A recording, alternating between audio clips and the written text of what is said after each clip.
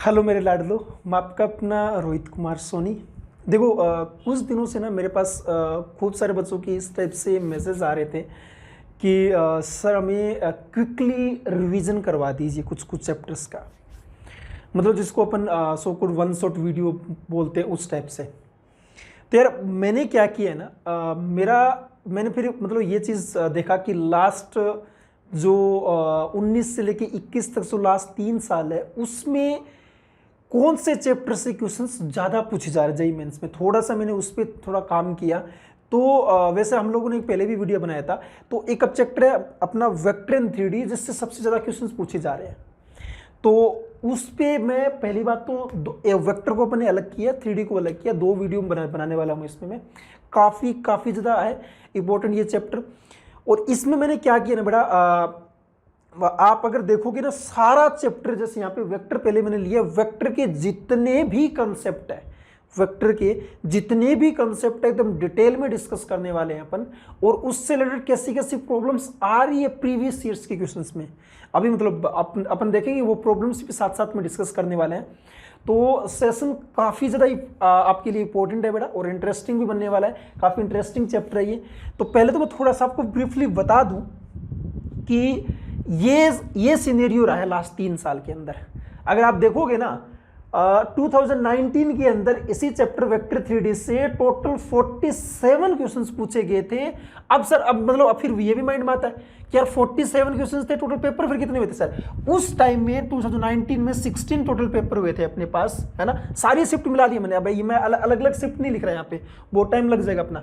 Total shift मतलब ये थे, टोटल पेपर अपने 16 हुए थे, उसमें से 47 क्वेश्चन आए थे। आप देख सकते हो हर एक पेपर का अगर एवरेज निकालें 3-3 क्वेश्चंस आ रहे हैं। और एक चैप्टर से अगर 3 क्वेश्चंस बेटा मतलब 12 नंबर, बहुत बड़ी बात हो जाती है, बहुत ज्यादा बड़ी बात है। 2020 में बात करूं ना तो मेरे को टोटल 32 क्वेश्चंस देखने को मिले और 16 टोटल पेपर्स हुए थे, है ना। 2-2 क्वेश्चंस आपने मिल रहे हैं यहाँ पे। जैसे ही मैं 2021 के अंदर आया, 28 शिफ्ट के अंदर इतने सारे क्वेश्चंस देखने को मिले। तो यार आप एक आइडिया लगा सकते हो कि ये कितना ज़्यादा इंपॉर्टेंट चैप्टर है। तो सबसे पहले तो अपन क्या करते हैं ना, मेरा क्या रहता है ना कि कोई भी चैप्टर पढ़ते हैं अपन तो उसकी कुछ बेसिक टर्मिनोलॉजी रहती है जो चैप्टर को समझने में अपन को इजी रहता है, क्वेश्चंस की लैंग्वेज समझने में अपन को हेल्प करता है। तो पहले अपन उसी पर डिस्कस करने वाले हैं, ठीक है। सम बेसिक टर्मिनोलॉजी है। मतलब ये अगर वेक्टर का डेफिनेशन दे तो यार क्या डेफिनेशन, कोई पूछता थोड़ी है। फिर भी अगर कोई आपका डायरेक्टेड लाइन सेगमेंट हो, जिस लाइन सेगमेंट का कोई डायरेक्शन दूं मैं, जैसे ये कोई लाइन सेगमेंट है उसका डायरेक्शन दे दिया मैं, या डायरेक्टेड लाइन सेगमेंट को अपन क्या बोल देंगे, वेक्टर बोल देते हैं। और कोई भी वेक्टर के लिए 2 टाइप की कंडीशन अपने पास होती है, एक तो मैग्नीट्यूड होता है, एक डायरेक्शन होती है। मैग्नीट्यूड मतलब जैसे ये जो लेंथ होती है ना, इसका इनिशियल पॉइंट से लेके फाइनल पॉइंट के बीच का जो ये डिस्टेंस होता है ना, यही अपन क्या बोल देते हैं, मैग्नीट्यूड। और ये जिस डायरेक्शन में है वो इसका डायरेक्शन आपका कहलाता है। तो 2 चीज इस क्वांटिटीज के लिए अपन डिफाइन करते हैं। जल्दी जल्दी ये कवर कर लेते हैं, फिर अपन मेन चीज पे आएंगे। जीरो वेक्टर क्या होता है? जीरो वेक्टर नाम से ही पता लग रहा है जिसका मैग्नीट्यूड क्या होगा, जीरो होगा, लेकिन उसकी डायरेक्शन इनडिटरमिनेट होती है, ठीक है। आगे और चलते हैं। यूनिट वेक्टर किसको बोलते हैं? नाम से ही पता लग रहा है जिसका मैग्नीट्यूड क्या होगा, 1 होगा। जैसे कोई वेक्टर ये है, कोई वेक्टर आपका ये ए वेक्टर है ना, तो इसी की डायरेक्शन में एक यूनिट लेंथ का, एक 1 लेंथ का जो वेक्टर होगा ना, वो कहलाएगा आपका यूनिट वेक्टर। और उसको लिखने का तरीका क्या, ऊपर कैप लगा देते हैं और कैसे लिखते हैं, उस वेक्टर और उस वेक्टर के मैग्नीट्यूड से डिवाइड कर देते हैं। आप लोगों को मालूम है ये सब चीजें हैं।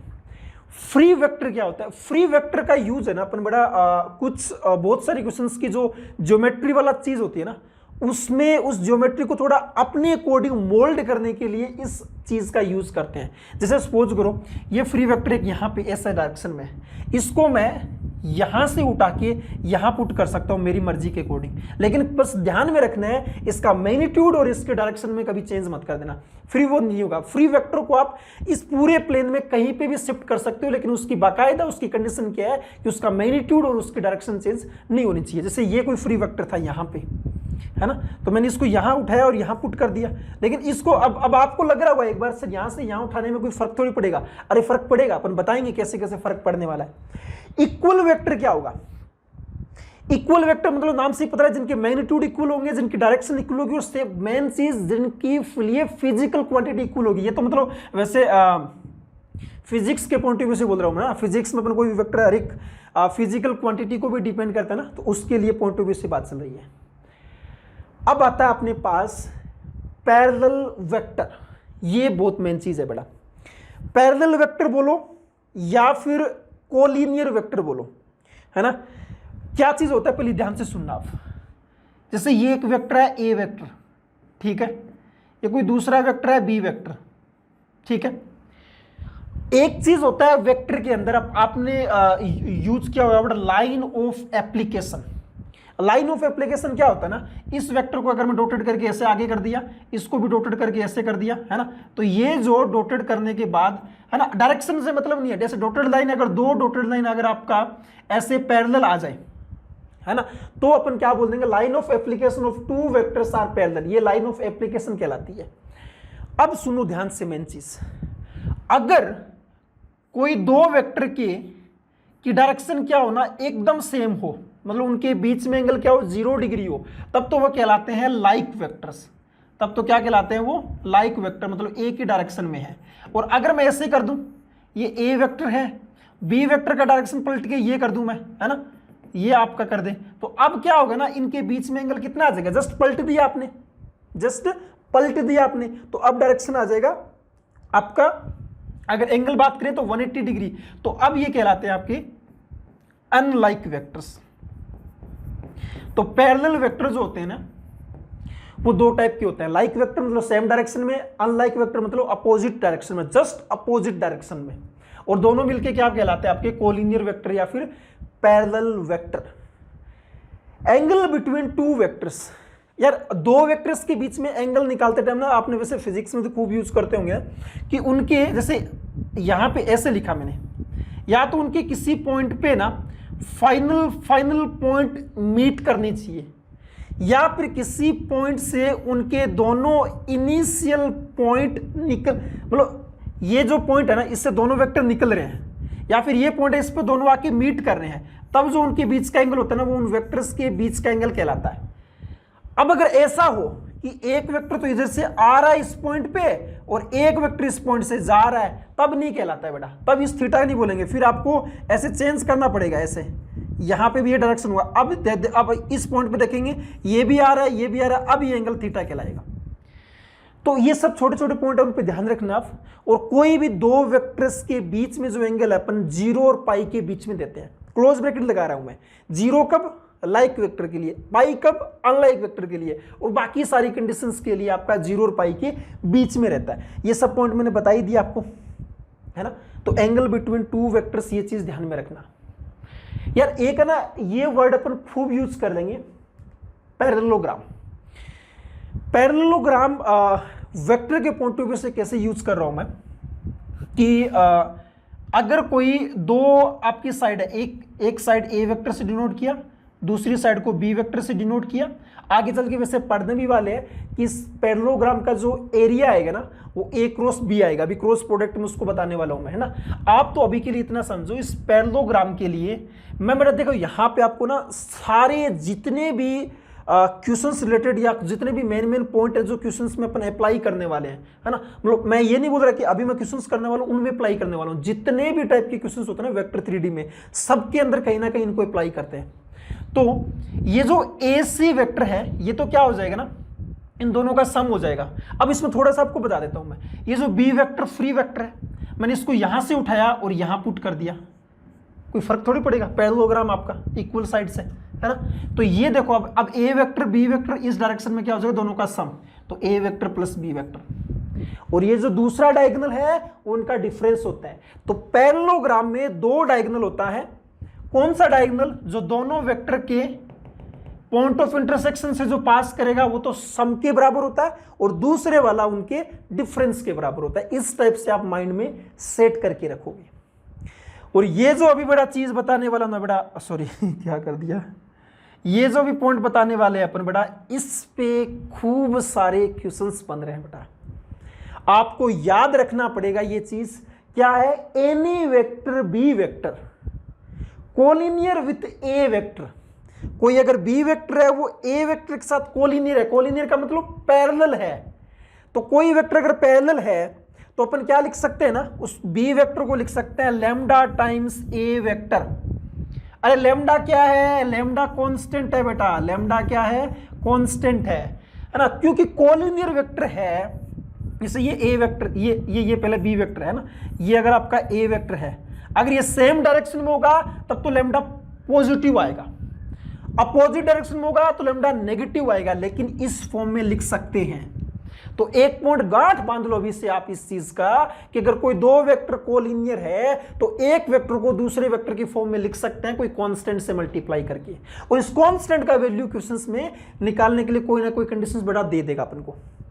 अब ना, अब इसका उल्टा क्या, अगर कोई दो वेक्टर नॉन कोलिनियर है तो उनको आपस में इस फॉर्म में नहीं लिख सकते, है ना। तो एक इंटरेस्टिंग रिजल्ट और बन के आता है, क्या बन के आता है, if A vector and B vector are non collinear then λ1 A vector plus λ2 B vector equal to 0 vector. अगर ऐसे हो तो अपन λ1 λ2 को 0 करेंगे। कुछ बच्चों के क्लियर नहीं हुआ। अरे देखो, अगर ए और बी नॉन कोलिनियर है तो इनको एक वेक्टर को दूसरे वेक्टर की फॉर्म में तो नहीं लिख सकते। मतलब इसको अगर मैं सिंप्लीफाई करूं, इसको मैं अगर ऐसे लिख दूं, ये लिख दिया। अब बताओ ये पॉसिबल है क्या, क्योंकि ये तो फिर क्या होगा, ये तो एक कांस्टेंट बनेगा, है ना, ए वेक्टर इक्वल टू, ये तो फिर कोलिनियर बन गए। तो ऐसा लिखना पाप है। अरे ये तो पाप है लिखना, ऊपर बोल रखा है इसने कि कोलिनियर नॉन कोलिनियर है, तो इसका मतलब ये जीरो कब होगा, जब दोनों कांस्टेंट को जीरो होना पड़ेगा। तो इससे रिजल्ट ये बन के आया बेटा, ध्यान से सुनना। पहली बात तो कि अगर कोई दो वेक्टर कोलिनियर हो तो एक वेक्टर को दूसरे वेक्टर की फॉर्म में लिख सकते हैं। दो वेक्टर अगर नॉन कोलिनियर हो ना, उनको एक तरफ लेके जाना, आप लेफ्ट हैंड साइड में लेके जाना, राइट हैंड साइड में जीरो बनाना, और दोनों वेक्टर के जो कोफिशिएंट है उनको जीरो कर देना। मैं बता रहा हूं आपके क्वेश्चन सोल्व हो जाएंगे, बेटा। ये 11 नंबर पॉइंट काफी ज्यादा इंपॉर्टेंट है, ठीक है। अगले वाले पे आते हैं। नेक्स्ट पॉइंट क्या है, ये छोटे छोटे पॉइंट है, लेकिन अपन जब क्वेश्चन सोल्व करेंगे ना, मैं पहले इसलिए करवा रहा हूं कि उसमें बहुत ज्यादा हेल्प करने वाले हैं आपके ये। Any vector C vector coplanar with A vector and B vector.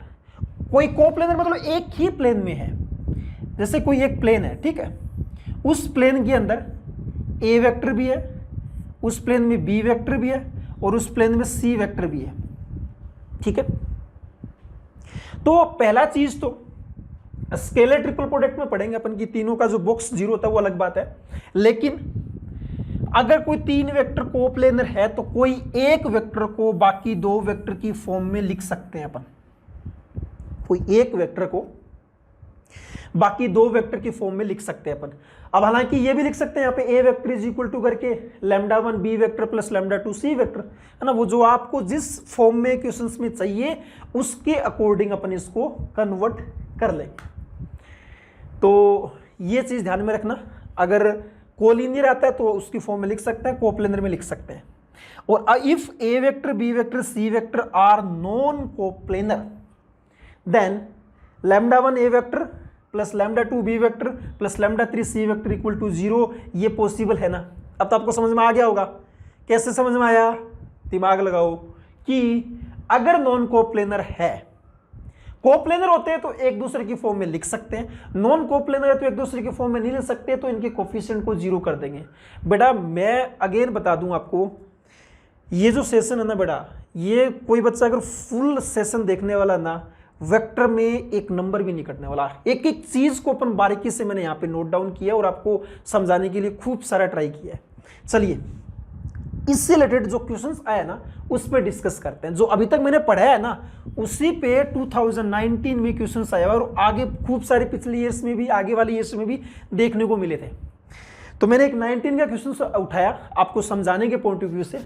देखो ये अल्फा वेक्टर आपको दिया हुआ है, ठीक, लैंग्वेज देखो आप क्या दे रखा है, बीटा वेक्टर आपको दिया हुआ है, ठीक है, बी टू गिवन वेक्टर्स, ठीक है, A vector and B vector are non collinear. यहां पे पता लग गया ए वेक्टर और बी वेक्टर नॉन कोलिनियर है, तो अपन को क्या करना पड़ेगा, ए वेक्टर और बी वेक्टर में जो आपकी इक्वेशन बनेगी ना वो एक तरफ ले जाके कोफिशिएंट को जीरो करने वाला। इतना तो माइंड में आया ना आपके कि A vector and B vector are non collinear. ठीक है, आगे जाओ।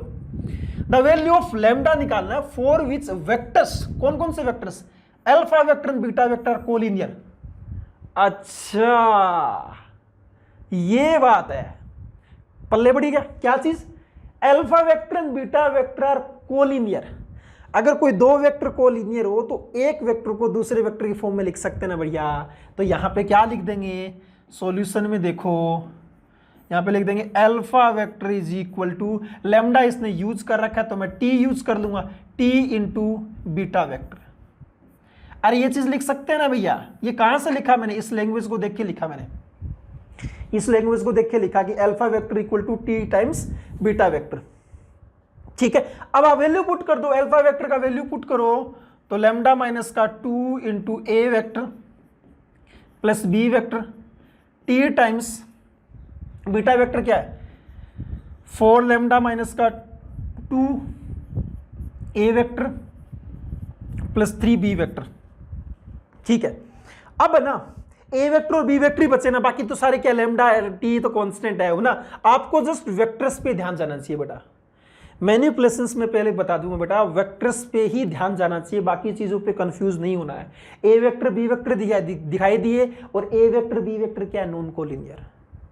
नॉन कोलिनियर है तो क्या करते हैं अपन, एक तरफ ले जाके कोफिशिएंट जीरो करेंगे। तो ए वेक्टर क्या बनेगा, इस तरफ से ए वेक्टर का कोफिशिएंट कितना है, लैम्डा माइनस 2 आया। इस तरफ से कितना आएगा, ये माइनस का आएगा, टी इंटू में 4 लैम्डा माइनस का 2 और प्लस में बी वेक्टर का कोफिशिएंट कितना है, यहाँ पे 1, यहाँ पे माइनस का कितना आ जाएगा 3t आ जाएगा, इज इक्वल टू 0 वेक्टर। 0 मत लिख देना, 0 वेक्टर, क्योंकि इधर वेक्टर तो इधर भी वेक्टर। ठीक है, अब ए वेक्टर बी वेक्टर कोफिशिएंट ये नॉन कोलिनियर तो इनको 0 करो। तो एक तो इसको 0 करूंगा, 1 minus 3t is equal to 0, तो t का वैल्यू आ गया 1/3। मेरे को वैल्यू निकालना है किसका है, लैम्डा का वैल्यू निकालना है, तो उसको 0 करना पड़ेगा और t का वैल्यू नहीं पूछा। तो यहाँ पे लैम्डा माइनस का 2, t का वैल्यू माइनस 1/3 आ गया, 4 लैम्डा माइनस का 2 इज इक्वल टू 0। सिंप्लीफाई कर दो यार, 3 लैम्डा माइनस का 6 माइनस का 4 लैम्डा प्लस का 2 इज इक्वल टू 0। तो कितना आया, इधर से क्या बचा माइनस लैम्डा, इस साइड आके लैम्डा इज इक्वल टू -4। तो लैम्डा इज इक्वल टू -4 मतलब सेकंड ऑप्शन आपका एकदम सही है बेटा, कोई दिक्कत नहीं है, टिक मार सकते हो। हाँ जी, इतना अगर हो गया ना, आगे अपन कुछ और चीजें पढ़ते हैं पहले, फिर क्वेश्चंस पे वापस आते हैं। नेक्स्ट मेरा पॉइंट है एप्लीकेशन इन कोऑर्डिनेट ज्योमेट्री में क्या क्या इसका यूज अपन करने वाले हैं। कोई ए वेक्टर दिया आपके पास में ये वाला x1 i के y1 j के z1 k के और x2 y2 z2 आपका b वेक्टर दिया है। ए बी वेक्टर का आप मतलब समझते हो ना, पहले तो मैं अगर आपसे यही पूछूं पहले ए बी वेक्टर, तो यार ए बी वेक्टर तो अपन क्या करेंगे ना, पहले बी वेक्टर करेंगे माइनस का ए वेक्टर करेंगे। तो सिंपली क्या आ जाएगा ना, इसके कोफिशिएंट्स पे कंपेयर करके कर देंगे। पहले x2 माइनस x1 मतलब आई वाले कर देंगे, फिर j वाले कर देंगे। ये तो यार चीजें आप लोगों को मालूम है। और अब क्या पूछा है ना, इनके बीच का डिस्टेंस पूछा हुआ है ना। ए बी वेक्टर का मोड, ए बी वेक्टर का मोड कैसे निकालते हैं अपन, पहले अपन जो भी आई कैप का कोफिशिएंट है उसका स्क्वायर, जे कैप के कोफिशिएंट का स्क्वायर और के कैप के कोफिशिएंट के स्क्वायर, तीनों को ऐड करके स्क्वायर रूट ले लेते हैं। तो डिस्टेंस वाला फॉर्मूला हो गया। जो फॉर्मूला अपना सेक्शन फॉर्मूला स्ट्रेट लाइन हो गया, अपना 3D में भी जो यूज करते हैं सेम वेक्टर के अंदर वही चीज है। अगर यहां पे ये एक कोई रेफरेंस पॉइंट है, ये क्या है, रेफरेंस पॉइंट है, ये ए पॉइंट है, तो ये ए का पोजीशन वेक्टर है ए वेक्टर, ए का पोजीशन वेक्टर है ए वेक्टर। इसी रेफरेंस पॉइंट के रेस्पेक्ट में अपन बी पॉइंट का पोजीशन वेक्टर लिखा बी वेक्टर। ठीक है, कोई पी पॉइंट है, वो इस ए बी पॉइंट को लैम्डा रेशो म्यू में इंटरनली डिवाइड कर रहा है, लैम्डा रेशो म्यू में इंटरनली डिवाइड कर रहा है। अब इसको तो लिख सकता हूं मैं ए वेक्टर, इसको लिख सकता हूं मैं बी वेक्टर। तो मेरे को अगर ये ओपी वेक्टर लिखना हो, मेरे को अगर ये ओपी वेक्टर लिखना हो, कोई दो गिवन वेक्टर को वो लैम्डा रेशो म्यू में इंटरनली डिवाइड कर रहा है, तो उसको क्या लिखेंगे अपन, lambda B vector plus mu A vector divided by lambda plus mu. और काफी ज्यादा ये मेन चीज है बेटा, ध्यान में रखना, मतलब मेन जो सेक्शन फॉर्मूला लगाते हैं वैसे ही है, बस ध्यान रखना वेक्टर्स का। ठीक है, मतलब तीनों वेक्टर्स का है ना रेफरेंस पॉइंट सेम रहना चाहिए, ऐसा नहीं। अब यहां पे थोड़ा सा बच्चों में कंफ्यूजन क्या आती है ना वेक्टर में, अगेन बता दूं बेटा, ध्यान रखना इस चीज का, रेफरेंस पॉइंट को लेके आता है। रेफरेंस पॉइंट तीनों का सेम रहना चाहिए बेटा, अगर रेफरेंस पॉइंट सेम है तभी जाके ऐसा बोल सकते हैं अपन। चलिए यहां तक बात ठीक हुई, और इसी बात पे क्वेश्चंस प्रैक्टिस कर लेते हैं। क्या चीज है ये देखो, आप 2013 में आया हुआ क्वेश्चन है आपका, if the vectors A B vector and A C vector are the sides of a triangle A B C. ठीक है, एक आपके पास ट्राइंगल है ए बी सी, ठीक है, तो मेरे को क्या दिया, ए बी वेक्टर दिया हुआ है। ए बी वेक्टर क्या दिया हुआ है, 3i + 4k। और मेरे को क्या दिया हुआ है, ए सी वेक्टर दिया हुआ है। ए सी वेक्टर कितना है, 5i - 2j + 4k, ये ए सी वेक्टर दिया हुआ है ना। आप ए को रेफरेंस पॉइंट मानते हुए ऐसे अपन लिख सकते हैं, है ना, ये दिया हुआ है, तो मैं इसको रेफरेंस पॉइंट मान लेता हूं। रेफरेंस पॉइंट, किसी एक को तो रेफरेंस पॉइंट मानना पड़ेगा बेटा। फिर आगे क्या दिया, are the sides of a triangle A B C, okay, then the length of median through A. सुनना ध्यान से बेटा, जिसको रेफरेंस पॉइंट माना है ना, उसी के थ्रू मीडियन जो ड्रॉ हो रही है, उसी के थ्रू जो मीडियन ड्रॉ हो रही है ना, उसी का लेंथ निकालना है।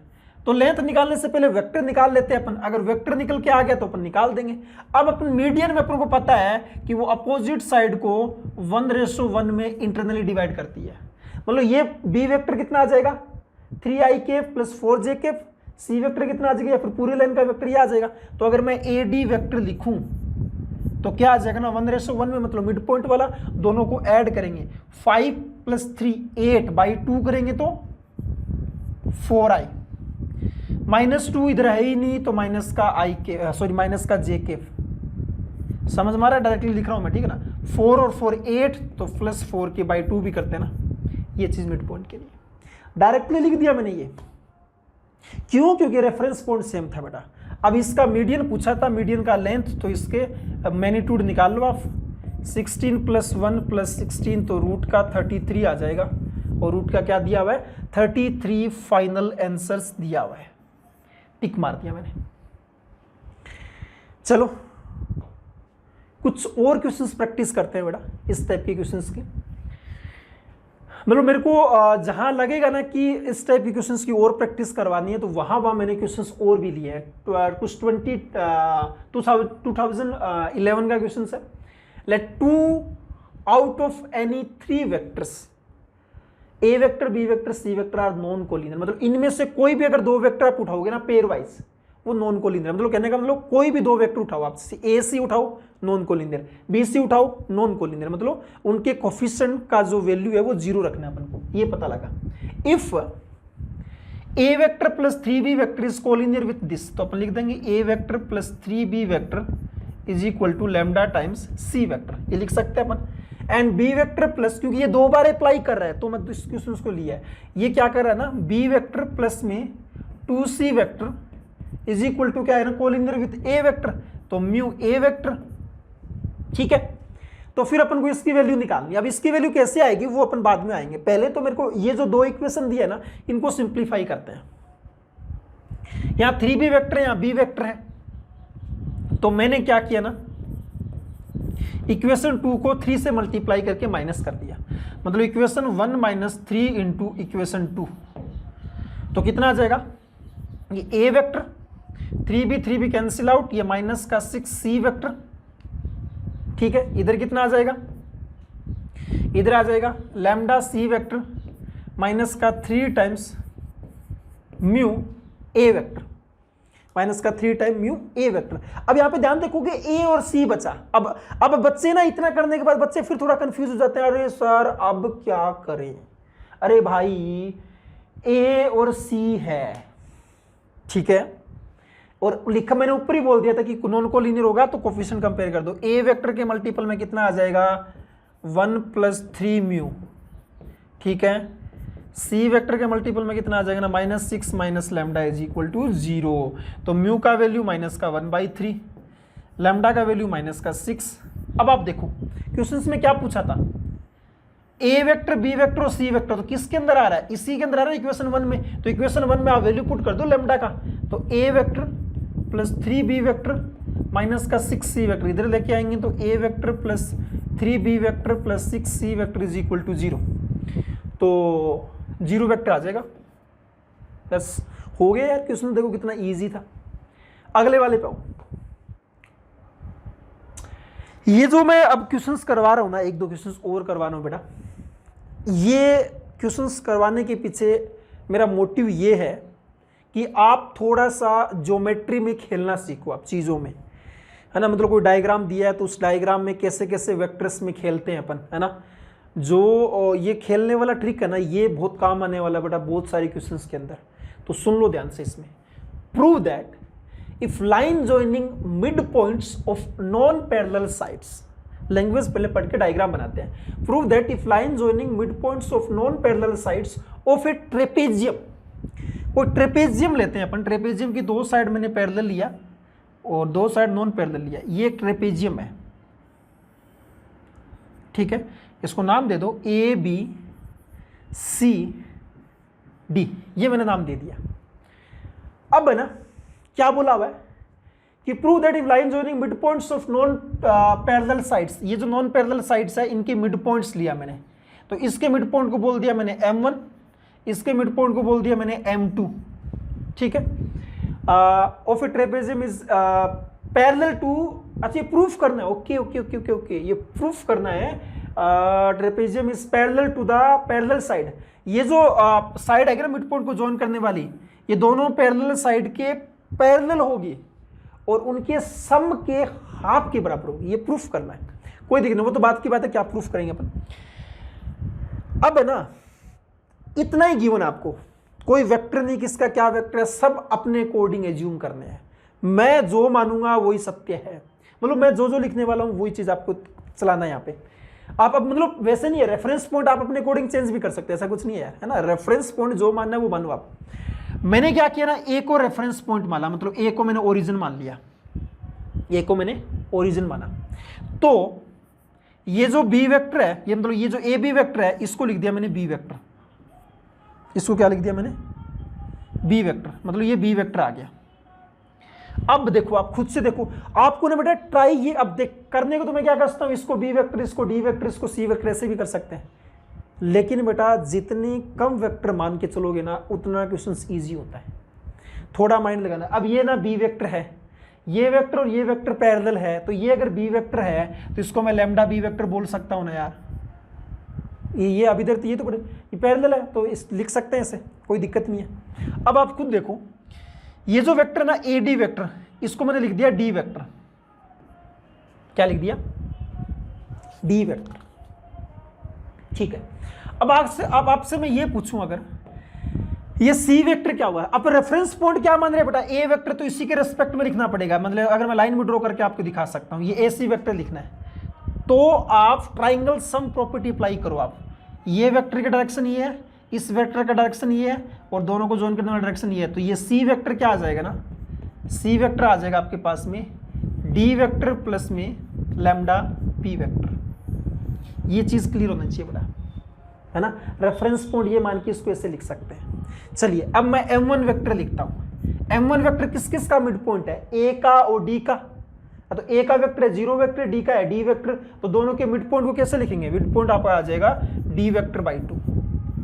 m2 वेक्टर क्या आ जाएगा, m2 वेक्टर किसका है, c वेक्टर, तो ये आपके पास d vector plus lambda b vector, और ये b वेक्टर क्या था, ये b वेक्टर था। चलो b पॉइंट क्या था, b वेक्टर, दोनों का मिड पॉइंट है, तो आप निकाल सकते हो आराम से।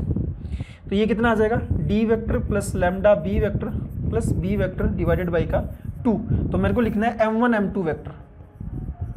m1 m2 वेक्टर क्या आ जाएगा, m2 vector minus m1 vector, minus करेंगे तो D vector plus lambda B vector plus B vector by का 2 माइनस का डी वेक्टर बाई 2।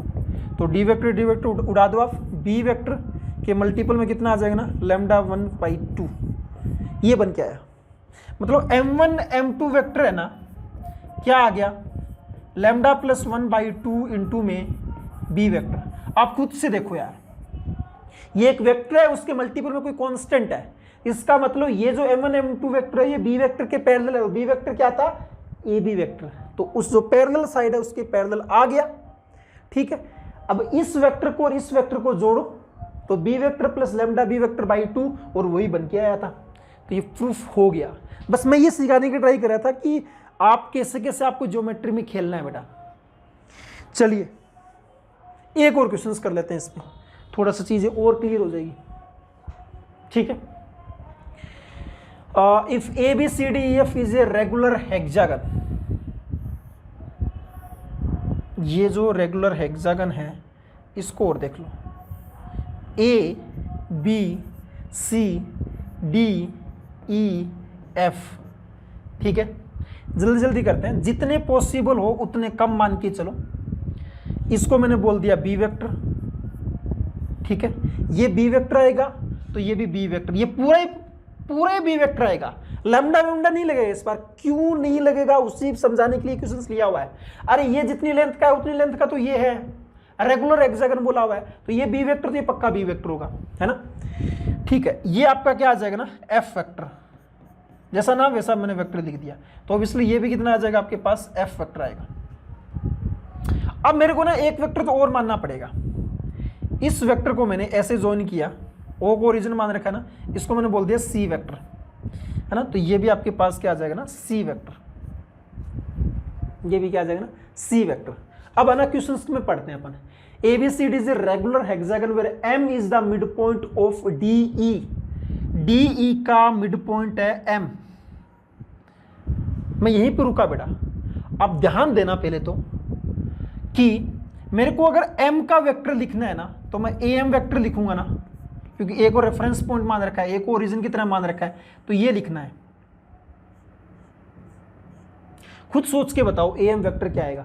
ये F वेक्टर पूरा का पूरा, C वेक्टर पूरा का पूरा, लेकिन मिड पॉइंट था तो B वेक्टर पूरा थोड़ी आएगा, B वेक्टर कितना आएगा, हाफ आएगा। तो AM वेक्टर कितना आ जाएगा, F vector plus C vector plus B vector by 2, ये AM वेक्टर आ गया।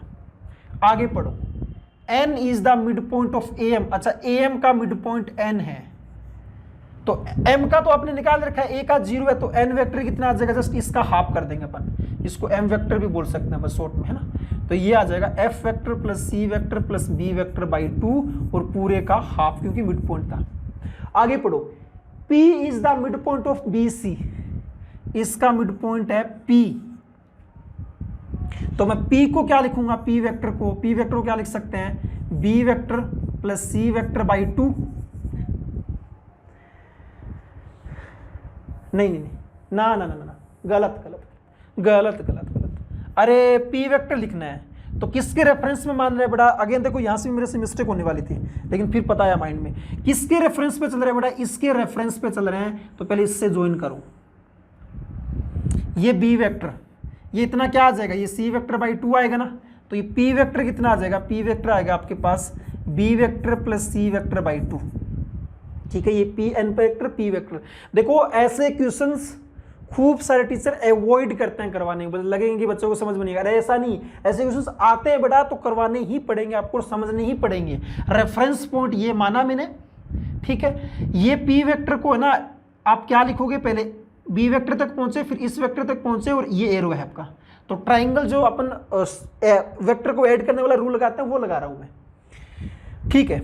ये चीज बन के आ गया। अब आपको निकालना क्या है, NP vector. Okay, NP vector तो इजी है। NP वेक्टर क्या आएगा, P वेक्टर मतलब B vector plus C vector by 2 minus का F वेक्टर बाई 2 माइनस का C वेक्टर बाई 2 माइनस का B वेक्टर बाई 4, ये आ जाएगा। तो ये तो कैंसिल आउट, ये B वेक्टर, तो ये 3B वेक्टर बाई 4 आ जाएगा, माइनस का F वेक्टर बाई 2 आ जाएगा। और आपको इक्वल टू क्या दिया था, lambda times AB vector. AB vector को B वेक्टर लिखा है अपन ने, तो ये लैम्डा का वैल्यू तो आ गया 3/4, और म्यू AF वेक्टर क्या है, F वेक्टर, तो म्यू का वैल्यू आ गया माइनस का 1/2, है ना। अब पूछा क्या है, 2 लैम्डा आएगा 3/2 माइनस 1/2, तो कितना आया, 1 बचा। 1 इसका फाइनल आंसर आ जाएगा बेटा। तो ऐसे क्वेश्चंस को ना आप सीखो बेटा, इस क्वेश्चंस को आप दोबारा देखो, लेकिन ये क्लियर होना चाहिए आप लोगों के। हाँ जी, आगे जो स्क्रीन पे भी दिखाया था मैंने आपको, डॉट प्रोडक्ट, ये बड़ा काफ़ी ज़्यादा इंपॉर्टेंट में आता है। मतलब अगर मैं काउंट करूँ ना 3-4 मेन कंसेप्ट टॉपिक्स वेक्टर के अंदर, dot product, cross product, scalar triple product, इनसे क्वेश्चंस भर भर के आ रहे हैं आपकी। और अभी जो अपन कर रहे थे, अपन बेसिक जो क्वेश्चंस कर रहे थे वेक्टर से, उस टाइप के क्वेश्चंस ये 3-4 ही है अपने पास। तो डॉट प्रोडक्ट को अपन डिटेल में पहले जितने भी इसके कंसेप्ट है उस पर डिस्कस करने वाले हैं, फिर इसकी प्रॉब्लम्स पे लेके आएंगे। डॉट प्रोडक्ट, आप डॉट प्रोडक्ट से पहले तो माइंड में आपके ये चीज आना चाहिए कि इन दो वेक्टर्स के बीच में अप्लाई होता है, और दो वेक्टर्स का जब डॉट प्रोडक्ट करते हैं तो उसके बाद में एक स्केलर क्वांटिटी, एक कांस्टेंट, मतलब एक कांस्टेंट आपके पास क्वांटिटी बन के आती है। कोई भी दो वेक्टर का डॉट प्रोडक्ट कैसे लिखते हैं? दोनों के मैग्नीट्यूड का मल्टीपल और उन दोनों के बीच में जो एंगल है उसका कोसाइन। थीटा क्या है? Angle between A vector and B vector. ठीक है, तो ये फॉर्मूला याद ही रहता है ऑलमोस्ट सब बच्चों को। ठीक है, कि A vector dot B vector अगर अप्लाई करना है तो इस चीज को देखेंगे। तीसरा इसके अंदर मेन चीज क्या रहता है ना, ये मेनली अगर मेरे को ये देखने को मिले कि A vector dot B vector equal to 0 है, तो पहले तो कंफ्यूजन, सर 0 वेक्टर क्यों नहीं लगा? अरे भाई स्केलर इधर तो स्केलर भी इधर। ठीक है, अब अगर मैंने ए डॉट बी 0 कर दिया ना, तो इससे ये 3 रिजल्ट मिलके आते हैं। 3 रिजल्ट कैसे मिलके आए? इसको 0 करेंगे अपन, अरे भैया इसको 0 करेंगे ना, ठीक है, तो या तो ये 0 होगा, ए वेक्टर का मैग्नीट्यूड 0 मतलब ए वेक्टर 0 वेक्टर, या फिर बी वेक्टर का मैग्नीट्यूड बी वेक्टर 0 वेक्टर, या फिर अगर कोस थीटा 0 तो थीटा 90 डिग्री, तो theta is equal to π/2 degree. तो ये 3 चीज बन के आती है अपने पास। ठीक है, अगर अपन 0 करते हैं। लेकिन अगर मैंने बोल दिया कि अगर दो नॉन जीरो वेक्टर है, मतलब ये 0 0 नहीं है, तब अगर ए डॉट बी किया तो उनके बीच में उन वेक्टर्स के बीच में क्या होगा? एंगल, परपेंडिकुलर वेक्टर्स होंगे वो। ए डॉट बी अगर पॉजिटिव आया तो एक्यूट एंगल होता है। क्यों? क्योंकि कोस थीटा पॉजिटिव का मतलब है थीटा बिलोंग करेगा। अच्छा, क्योंकि मैंने स्टार्टिंग में बताया था बेटा, एंगल बिटवीन टू वेक्टर क्या होता है? थीटा बिलोंग्स टू 0 से पाई, लिखा था ना, ये चीज काम आ रही है अभी अपन को। थीटा 0 और पाई के बीच में, तो फर्स्ट और सेकंड क्वाड्रेंट, तो फर्स्ट क्वाड्रेंट में रहेगा तो कोस थीटा पॉजिटिव, तो आपका थीटा बिलोंग करेगा 0 से π/2 के बीच में। तो अगर आपके पास ए डॉट बी पॉजिटिव आता है मतलब उनके बीच में एक्यूट एंगल है। अगर ए डॉट बी नेगेटिव आता है तो cos theta negative, theta belongs करेगा π/2 से पाई, तो ऑब्ट्यूज एंगल। तो ये चीज ध्यान में रखना है, दो वेक्टर के बीच में क्या एंगल है वो चेक करने के लिए अपन डॉट प्रोडक्ट यूज करते हैं। डॉट प्रोडक्ट का वैल्यू 0, तो perpendicular vector, positive acute, negative obtuse angle. आगे आओ, अगर मेरे को ए डॉट बी का मैक्सिमम वैल्यू पता करना है तो ए वेक्टर का मैग्नीट्यूड आपका फिक्स, बी वेक्टर का मैग्नीट्यूड फिक्स, एंगलों का कुछ भी हो सकता है, तो वो मैक्सिमम करना पड़ेगा अपन को। तो मैक्सिमम को हमको सकता है कोस थीटा का मैक्सिमम वैल्यू 1, तो ए बी आ जाएगा। मिनिमम क्या होगा? कोस थीटा का मिनिमम वैल्यू माइनस का ए बी। लेकिन इस बार मैंने यहां पे एक मोड लगा दिया, तो मोड का सबसे कम वैल्यू क्या हो सकता है? 0 ही हो सकता है। तो मिनिमम 0 हो जाएगा, मैक्सिमम तो वही रहेगा, है ना, नेगेटिव नहीं जाने देगा। अलजेब्रा ऑफ डॉट प्रोडक्ट, दो डॉट प्रोडक्ट में क्या क्या अलजेब्रा रहती है जिनको अपन क्वेश्चंस प्रैक्टिस में यूज करते हैं, कई जगह काफी जगह देखने को मिलता है। ए डॉट बी लिखो या बी डॉट ए लिखो, एक ही बात रहता है। अगर कोई कॉन्स्ट ए वेक्टर डॉट कर रहे हो, कोई कांस्टेंट है उस वेक्टर के साथ, तो उस कांस्टेंट को आप बाहर भी निकाल सकते हो बेटा। आप इसको ऐसे भी लिख सकते हो के ए वेक्टर डॉट बी वेक्टर, है ना, कांस्टेंट को पूरा ही बाहर निकाल दो या किसी एक वेक्टर से मल्टीप्लाई भी कर सकते हो। ए वेक्टर डॉट है B vector plus C vector, तो आप दोनों के साथ डॉट लिख सकते हो, ए डॉट बी और ए डॉट सी, बीच में प्लस साइन तो प्लस लगा दो, बीच में अगर माइनस साइन तो माइनस लगा देना बेटा। लेकिन क्या करते हैं ना क्वेश्चंस में, क्या होता है मैनिपुलेशंस के टाइम, वो ये वाली चीज से आपसे उल्टा कन्वर्ट करना पूछता है। मतलब अगर के वेक्टर डॉट ए वेक्टर, के वेक्टर डॉट बी वेक्टर है, तो अपन के वेक्टर डॉट जो कॉमन ले सकते हैं वो dot A vector plus B vector, ये चीज अप्लाई करनी आनी चाहिए आपको। और ए डॉट बी और ए डॉट सी अगर इक्वल है तो बच्चे भाग के बोलेंगे sir B vector equal to C vector. हाँ सही है, लेकिन ओनली यही सही नहीं है, और भी चीजें सही होती है। इसलिए मैं बोलूंगा इस टाइप से कंडीशन दिखाई देना तो पहले इसको इधर शिफ्ट करो, पहले इधर इसको शिफ्ट करो। ए वेक्टर डॉट कॉमन लेना सीखो, B vector minus C vector equal to 0। कोई दो वेक्टर का डॉट 0 है तो क्या क्या हो सकता है, या तो ये 0 होगा, है ना, इसका मतलब ए वेक्टर 0 वेक्टर, या फिर ये 0 होगा तो B vector equal to C vector, या उनके बीच में एंगल क्या होगा 90 डिग्री, तो परपेंडिकुलर भी हो सकते हैं। A vector dot A vector, ये जो चीज है ना बेटा, ये मैं बता रहा हूं रामबाण की तरह काम करने वाले अपने क्वेश्चंस में। कोई भी वेक्टर के मैग्नीट्यूड का जो स्क्वायर है उसको लिखते हैं अपन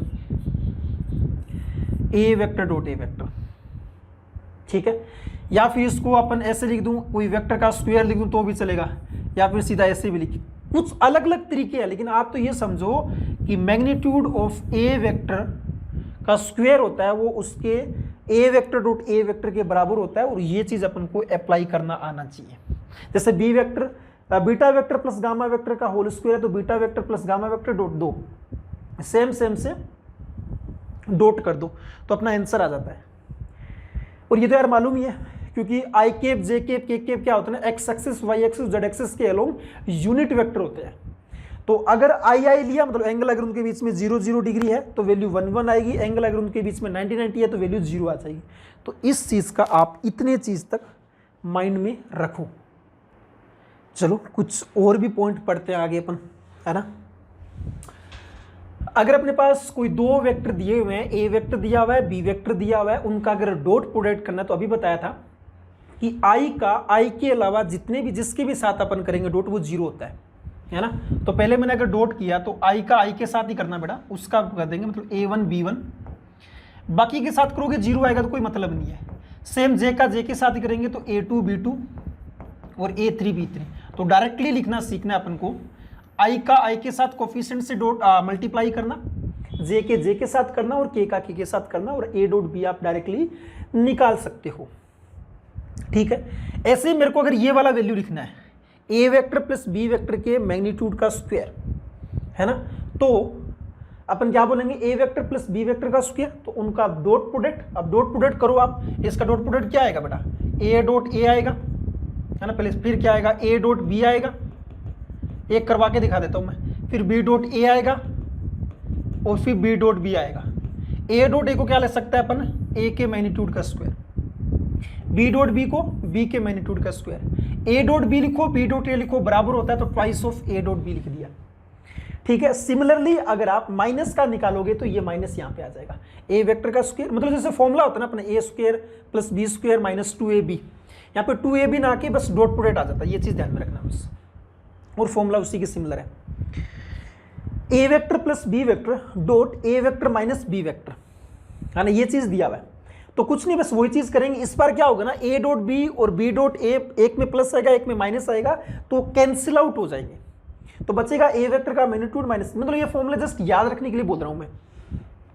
अगर आपको लिखना है A vector plus B vector plus C vector का स्क्वायर, तो A vector plus B vector plus C vector, sorry उनके मैग्नीट्यूड का स्क्वायर प्लस ट्वाइस ऑफ ये लिखना है।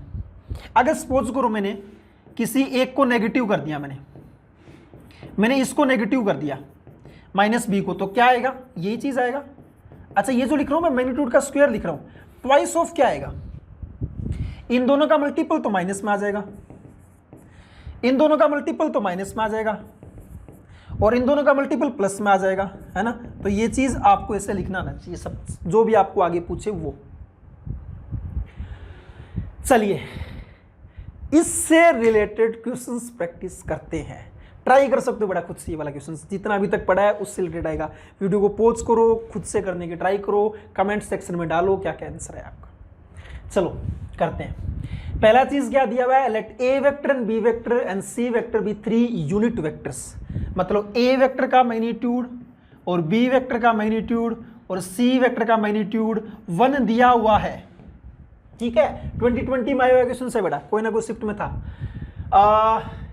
ये एक चीज और गिवन है, क्या गिवन है कि ए वेक्टर माइनस का बी वेक्टर के मैग्नीट्यूड का स्क्वायर प्लस में A vector minus C vector के मैग्नीट्यूड का स्क्वायर इज इक्वल टू 8 दिया हुआ है। तो इसको मैं क्या लिखूंगा, मतलब मैं मोड ना लगा के सीधे ऐसे लिख देता हूं, A square plus B square minus का twice of A dot B. इसको क्या लिखेंगे, A square plus C square minus twice of A dot C is equal to 8। अब ये वैल्यू 1 1 1 1 कितना आएगा 4 माइनस का twice of A dot B plus A dot C is equal to कितना है 8। तो यहां से अपन लिख सकते हैं A dot B A dot C का वैल्यू कितना आ जाएगा ना, इसको इधर लेके आया तो बचेगा -4 माइनस का 2 आ जाएगा बेटा, इसका वैल्यू माइनस का 2 आ गया। ठीक है, अब मेरे को वैल्यू निकालना है किसका, अरे इसका वैल्यू निकालना थी तो और इजी हो गया। आप खुद से लिखो, इसका स्क्वायर कितना आएगा, इसका स्क्वायर करेंगे ए स्क्वायर, इसका स्क्वायर करेंगे 4 टाइम बी स्क्वायर, फिर 2 टाइम्स इनका डॉट करना है बेटा। डॉट में क्या होगा ए डॉट, अब देखो आप मैंने प्रॉपर्टी बताई वो अप्लाई करना है, A dot twice of B vector. तो मैंने बोला था ना जो भी कांस्टेंट है उसको बाहर निकाल दिया करो, आप जो भी कांस्टेंट है बेटा बाहर निकाल दिया करो। तो ये twice of A dot B आ जाएगा, और 1 2 पहले से था, या फिर लिख दो आप twice of A dot B.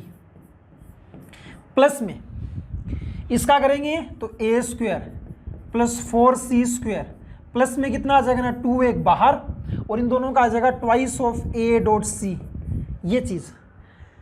तो वैल्यू पुट कर दो, इसका वैल्यू 1 आएगा, इसका वैल्यू 4 आएगा, इसका वैल्यू फिर 1, इसका वैल्यू फिर 4, फिर यहाँ पे 2 2 बाहर 4 एलसीएम आ जाएगा, मतलब 4 बाहर आ जाएगा, A dot B A dot C, और A dot B A dot C का वैल्यू ऊपर निकाल रखा है माइनस का 2, तो ये माइनस का 8, तो ये कैंसिल आउट, कितना बचेगा 2। तो 2 आपका फाइनल आंसर हो जाएगा बेटा, 2 आपका फाइनल आंसर आ जाएगा, नोट डाउन कर सकते हो। चलिए अगले वाले क्वेश्चंस पे आते हैं। अगले वाले क्वेश्चंस में क्या है, if A vector plus B vector plus C vector equal to 0 vector. बेटा ये क्वेश्चंस लेने के पीछे कुछ चीजें आपको सिखानी है, इसलिए ये वाला क्वेश्चंस लिया है, ध्यान में रखना। अगर ये जो लाइन लिखी है ना इस टाइप से क्वेश्चंस में गिवन हो, मतलब ए वेक्टर तीनों वेक्टर का सम अगर 0 हो, तो 2 टाइप की कंडीशन हो सकती है, या तो क्या होंगे तीनों वेक्टर कोलिनियर होंगे, या तो क्या होंगे तीनों वेक्टर कोलिनियर होंगे। अब कोलिनियर बेटा तभी हो सकते हैं जब कोई भी 2 वेक्टर का सम या तो तीसरे वेक्टर के बराबर है, जब कोई भी 2 वेक्टर के मैग्नीट्यूड का सम, मतलब उनके मॉडुलस का जो सम है ना, मैग्नीट्यूड बोल देते हैं ना, मैग्नीट्यूड बोलते हैं हाँ, तो उनके मैग्नीट्यूड का सम है वो तीसरे वेक्टर के बराबर हो, या फिर कोई 2 वेक्टर का जो मैग्नीट्यूड का डिफरेंस है वो तीसरे के बराबर हो, या तो सम या फिर डिफरेंस। तो आप देखो ये आपको दे रखा है A vector B vector C vector. अगर मैं बोलूं कि ए वेक्टर और बी वेक्टर के बीच में अगर ऐड करें तो 11 आया, यहाँ पे 7 बराबर नहीं है, डिफरेंस करेंगे 1 वो भी बराबर नहीं है, इनका डिफरेंस किया 1 वो भी बराबर नहीं है, सम किया तो कोई भी नहीं आ रहा, ना डिफरेंस आ रहा ना सम के बराबर आ रहा है, इसका मतलब कोलिनियर तो नहीं है। अगर ऐसा होता ना, ए वेक्टर आपके पास 5 होता, बी वेक्टर आपके पास में 6 होता, और सी वेक्टर अगर आपके पास 1 होता, तो ये आपके पास है क्योंकि इन दोनों का डिफरेंस क्या 1 के बराबर है, तो अब ये तीनों वेक्टर कोलिनियर है।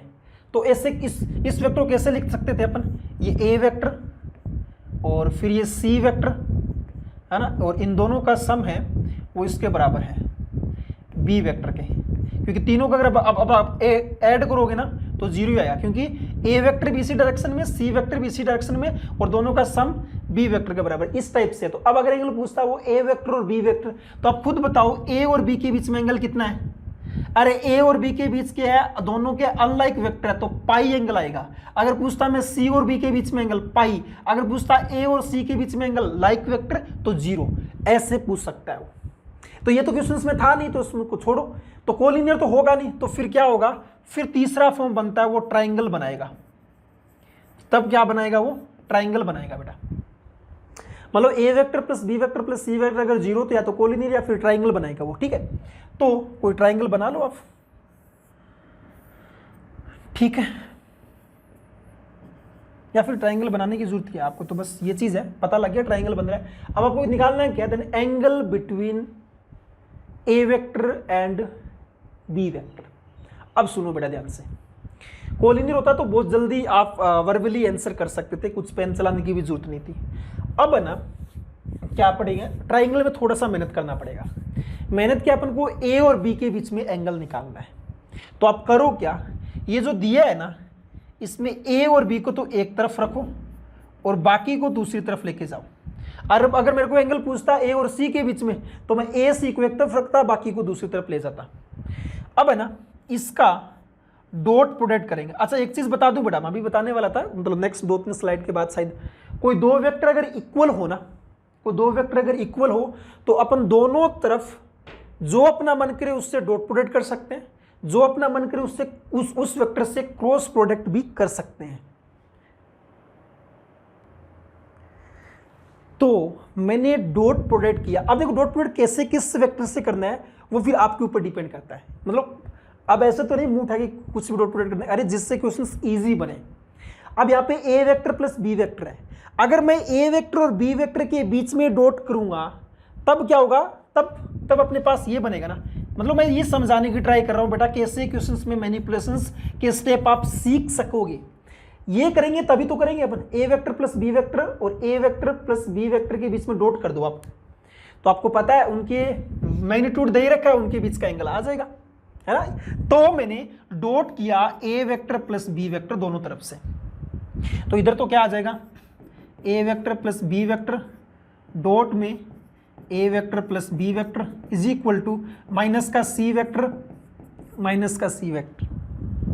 अरे सर ये कैसे लिख दिए, डॉट तो ये कर रहे थे, अरे ए वेक्टर प्लस बी वेक्टर इधर, अच्छा एक स्टेप और लिख दो अगर डायरेक्टली क्लियर नहीं हो रहा था।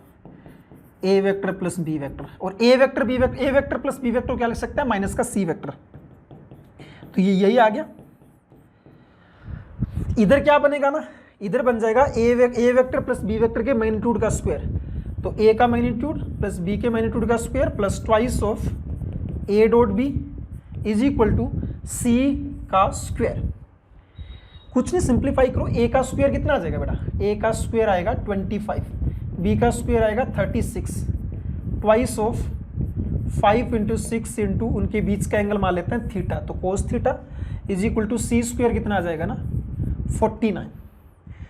तो यहाँ पे कितना आ जाएगा ना 2 into 5 into 6 into cos theta is equal to कितना आ गया ना 5 6 11 1 3 2 5 और 1 6 और ये 49, 2 बच गया भैया, 5 तो 12 बच गया, तो माइनस का 12 और यहाँ पे 2 इंटू 5 इंटू 6 मतलब कोस थीटा बराबर है ये, ठीक है। तो ये कैंसिल आउट, तो कोस थीटा कितना आ गया ना, कोस थीटा आ गया माइनस का 1/5। कोस थीटा नेगेटिव मतलब एंगल क्या होगा, ऑब्ट्यूज एंगल होगा इनके बीच में, ऑब्ट्यूज एंगल। और थीटा क्या आ जाएगा ना कोस इनवर्स माइनस का 1/5 या फिर pi minus cos inverse 1/5 plus में कर देते हैं, तो ये तो इनवर्स आईटीएफ का कंसेप्ट है। तो ये सब चीजें आप लोगों के इस क्वेश्चंस के थ्रू क्लियर होनी चाहिए बेटा। चलो नोट डाउन करो सब चीजें। हाँ जी, नेक्स्ट वाले पॉइंट पे चलते हैं बेटा। नेक्स्ट जो अपना मेन पॉइंट है प्रोजेक्शन एंड प्रोजेक्शन वेक्टर, मतलब डॉट प्रोडक्ट के साथ जो एप्लीकेशन है इसका प्रोजेक्शन काफ़ी ज़्यादा इंपॉर्टेंट है बेटा, काफ़ी ज़्यादा इंपॉर्टेंट है। और कुछ भी नहीं है इसके अंदर यार, बहुत इजी कंसेप्ट है, कैलकुलेशन भी बहुत कम है, सब कुछ बहुत कम है और मतलब फ्री के मार्क्स है ये तो। अब प्रोजेक्शन क्या होता है, प्रोजेक्शन जैसे माइंड में आपका है ना कोई भी वेक्टर का प्रोजेक्शन, वो एक तरह का एक लेंथ होता है बेटा, एक तरह का लेंथ होता है या फिर डिस्टेंस बोल दो, कोई दिक्कत नहीं, एक ही बात है ना। जैसे एक वेक्टर का दूसरे वेक्टर पे प्रोजेक्शन, यहाँ पे लिखा है projection of A vector on B vector. जैसे ये कोई एक ए वेक्टर है, इसका ये कोई एक वेक्टर गिवन आपको बी वेक्टर, इस पे प्रोजेक्शन निकालना है। तो प्रोजेक्शन का सिंपल सा मतलब क्या होता है ना कि इस ए वेक्टर का ये मतलब इतना बड़ा ए वेक्टर है ना, तो इसका मैंने इस पॉइंट का परपेंडिकुलर डाला बी वेक्टर पे, तो ये यही पॉइंट होगा। फिर इस वेक्टर का लास्ट वाले पॉइंट का इस जिस वेक्टर पे निकालना ना उस पे परपेंडिकुलर डालेंगे।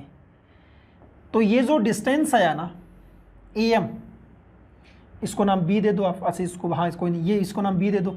तो ये जो ए एम डिस्टेंस आया ना, यही कहलाता है projection of A vector on B vector. A M क्या कहलाता है आपका, ए एम कहलाता है projection of A vector on B vector, यही प्रोजेक्शन होता है बेटा, इस चीज को बोलते हैं। ठीक है, मान लो इन दो वेक्टर के बीच में एंगल थीटा है, मान लो इन दो वेक्टर के बीच का एंगल थीटा है, और ये अगर ए वेक्टर है तो इसका मैग्नीट्यूड कितना होगा, मतलब ए बी डिस्टेंस को मैं क्या लिख सकता हूं, ए वेक्टर का मैग्नीट्यूड बोल सकते हैं। अब इस ट्राइंगल ए एम बी में मैंने अगर कोस थीटा लिखा तो कोस थीटा कितना आ जाएगा, ए एम बाई का ए बी का मतलब ए वेक्टर का मैग्नीट्यूड।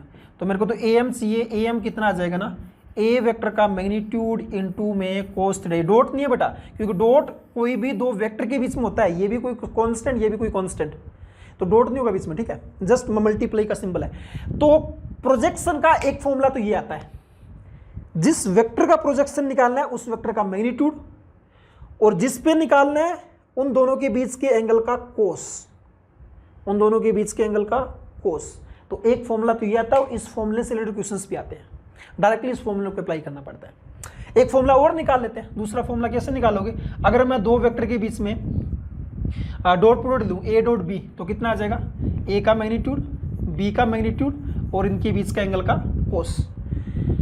तो यहाँ से कोस थीटा का वैल्यू पुट करो, तो ए एम कितना आ जाएगा, ए वेक्टर का मैग्नीट्यूड कोस का वैल्यू आएगा ए डॉट बी और डिवाइडेड बाई ए वेक्टर का मैग्नीट्यूड बी वेक्टर का मैग्नीट्यूड, ये कैंसिल आउट।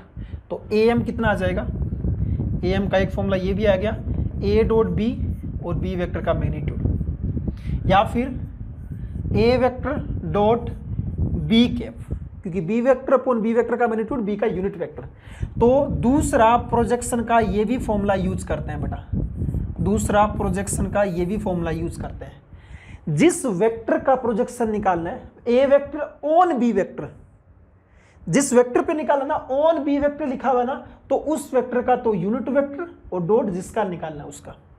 जैसे मैं ऐसे लिखूं, projection of alpha vector on beta vector, तो क्या बोल दोगे आप, अल्फा वेक्टर डॉट में बीटा कैप, बस ये प्रोजेक्शन हो गया। लेकिन कई बार एग्जामिनर क्या पूछ लेता है ना, प्रोजेक्शन ना पूछ के अपन से वो ये पूछ लेता है बेटा प्रोजेक्शन वेक्टर, क्या पूछ लेता है, प्रोजेक्शन वेक्टर। प्रोजेक्शन वेक्टर क्या होता है ना, जैसे ये आपका एम वेक्टर लिखना है, एम वेक्टर लिखना है, तो मेरे को एम का मैग्नीट्यूड मालूम है, ये इस लाइन के पैरेलल आपका वेक्टर क्या है, बी वेक्टर है, तो यूनिट वेक्टर क्या होगा, बी कैप होगा।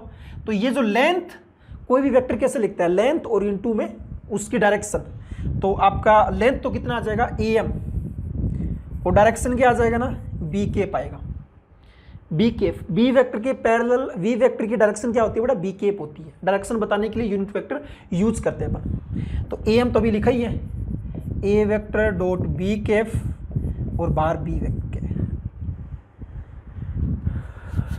ये आ जाएगा, ठीक है।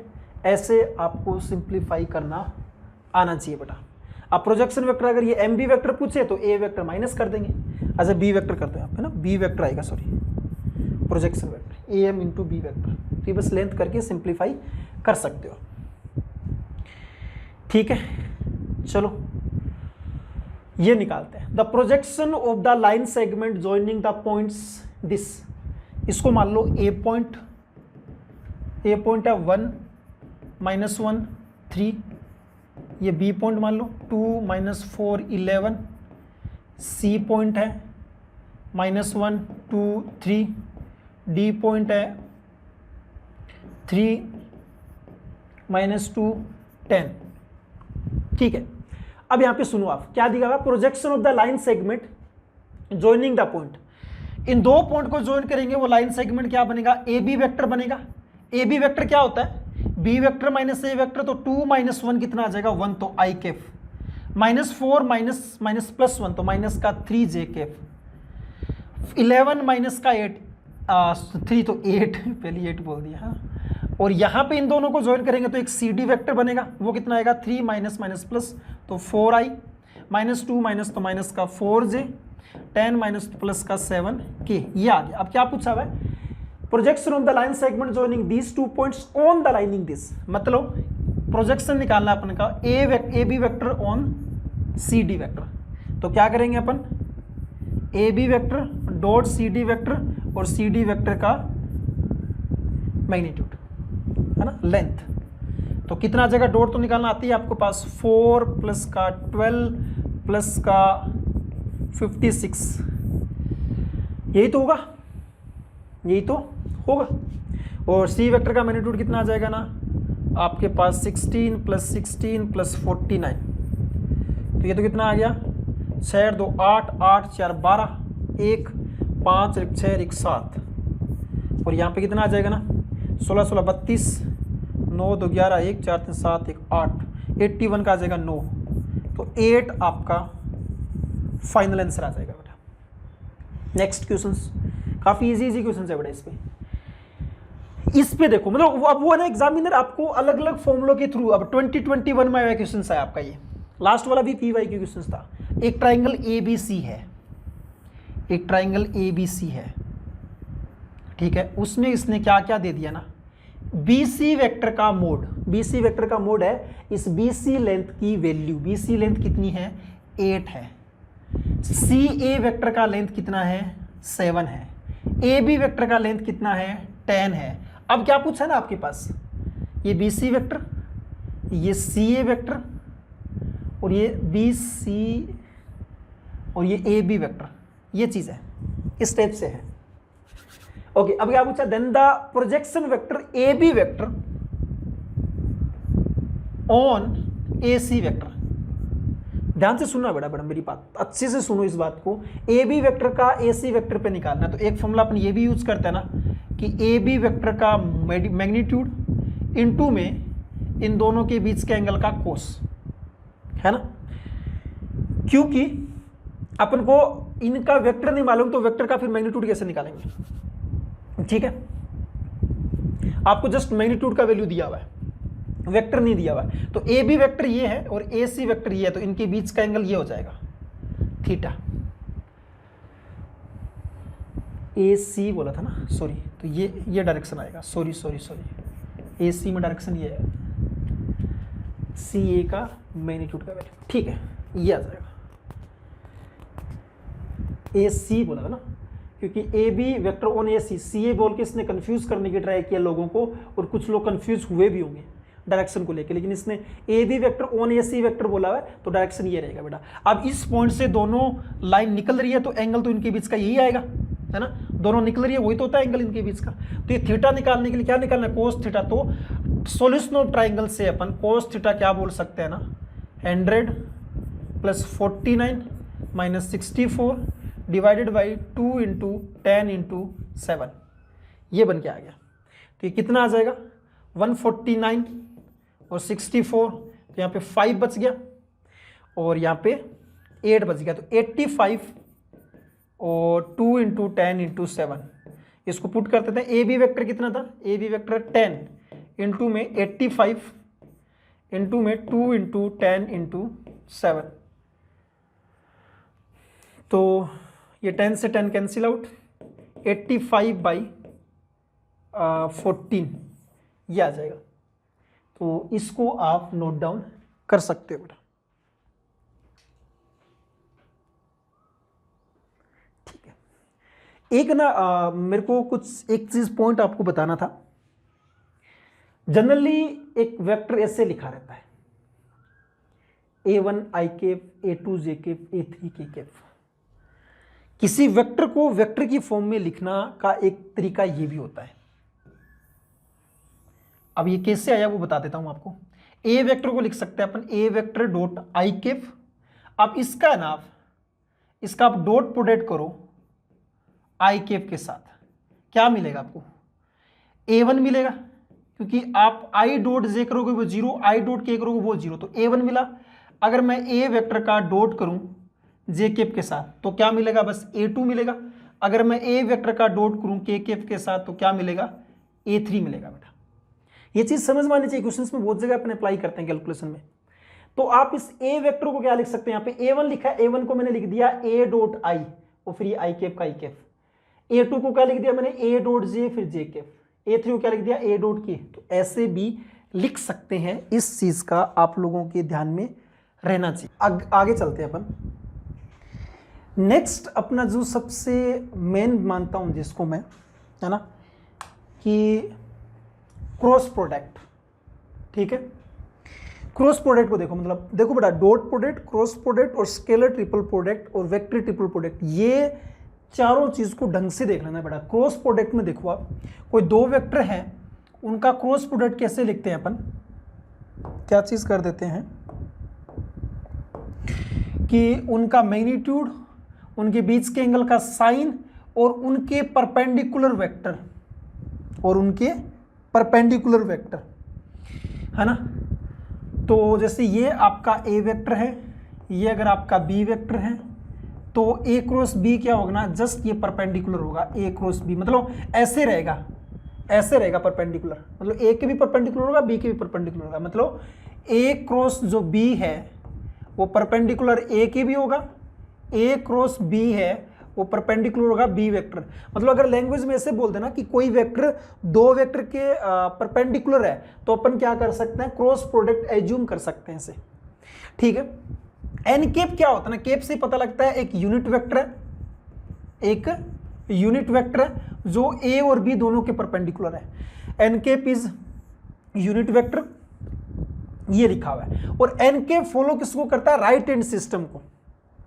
कैसे, सुनो, बी से सॉरी ए क्रॉस बी लिखा हुआ है, क्या लिखा हुआ है, ए क्रॉस बी लिखा हुआ है। ए से बी की तरफ गए जो अपना थंब होगा ना, थंब की डायरेक्शन किसको बताएगा, एन केप की डायरेक्शन बताता है। तो ये राइट हैंड सिस्टम को फॉलो करता है बेटा। ए क्रॉस बी का जो मैग्नीट्यूड है वो मैग्नीट्यूड लिख दो आप, ये तो क्या स्केलर क्वांटिटी 12 आ जाएगा। एन केप एक यूनिट वेक्टर का मैग्नीट्यूड क्या होगा 1, तो ये ए वेक्टर का मैग्नीट्यूड बी वेक्टर का मैग्नीट्यूड इनटू साइन थीटा। ठीक है, ये चीज रहता है। एक अपना अगर ए क्रॉस बी को अगर मैं जीरो करूं तो या तो ये जीरो हो सकता है, ये जीरो हुआ तो ए वेक्टर जीरो वेक्टर हो जाएगा, ये अगर जीरो किया तो बी वेक्टर जीरो वेक्टर, या फिर sine theta zero, sine theta zero का मतलब थीटा 0 डिग्री या फिर पाई डिग्री। तो थीटा जब जीरो और पाई होता है तो वेक्टर क्या होता है, कोलिनियर होते हैं बेटा, है ना। तो या फिर वेक्टर होता है A vector and B vector are collinear, और अगर कोलिनियर वेक्टर है तो एक वेक्टर को दूसरे वेक्टर की फॉर्म में अपन लिख सकते हैं बेटा। इतना चीज का आपको जानकारी मिली। अगर कोई दो वेक्टर के क्रॉस प्रोडक्ट का मैग्नीट्यूड का वैल्यू अगर जीरो है तो इतना कुछ अपन को सीखने को मिला। आगे चलते हैं, इसकी कुछ और प्रॉपर्टीज पे बात करते हैं। मैक्सिमम वैल्यू बात करेंगे, साइन का मैक्सिमम वैल्यू 1, तो ये ए भी आ जाएगा। मिनिमम वैल्यू की बात करेंगे तो अगेन बेटा मोड लगा है, मैग्नीट्यूड की बात कर रहा है, मैग्नीट्यूड कभी नेगेटिव नहीं होता है, तो मिनिमम वैल्यू 0। एक है ना आई क्रॉस आई, जे क्रॉस जे, के क्रॉस के 0 होता है, क्योंकि इनके बीच में एंगल कितना आ गया 0 0 आ गया। आई क्रॉस जे के मतलब इस टाइप से लिख दो आप, आई जे के, ये डायरेक्शन है, मतलब एंटी क्लॉकवाइज डायरेक्शन है। अगर मैं एंटी क्लॉकवाइज डायरेक्शन में चल रहा हूं, आई से जे, जे से के से आई, तो होगा आपके पास सही।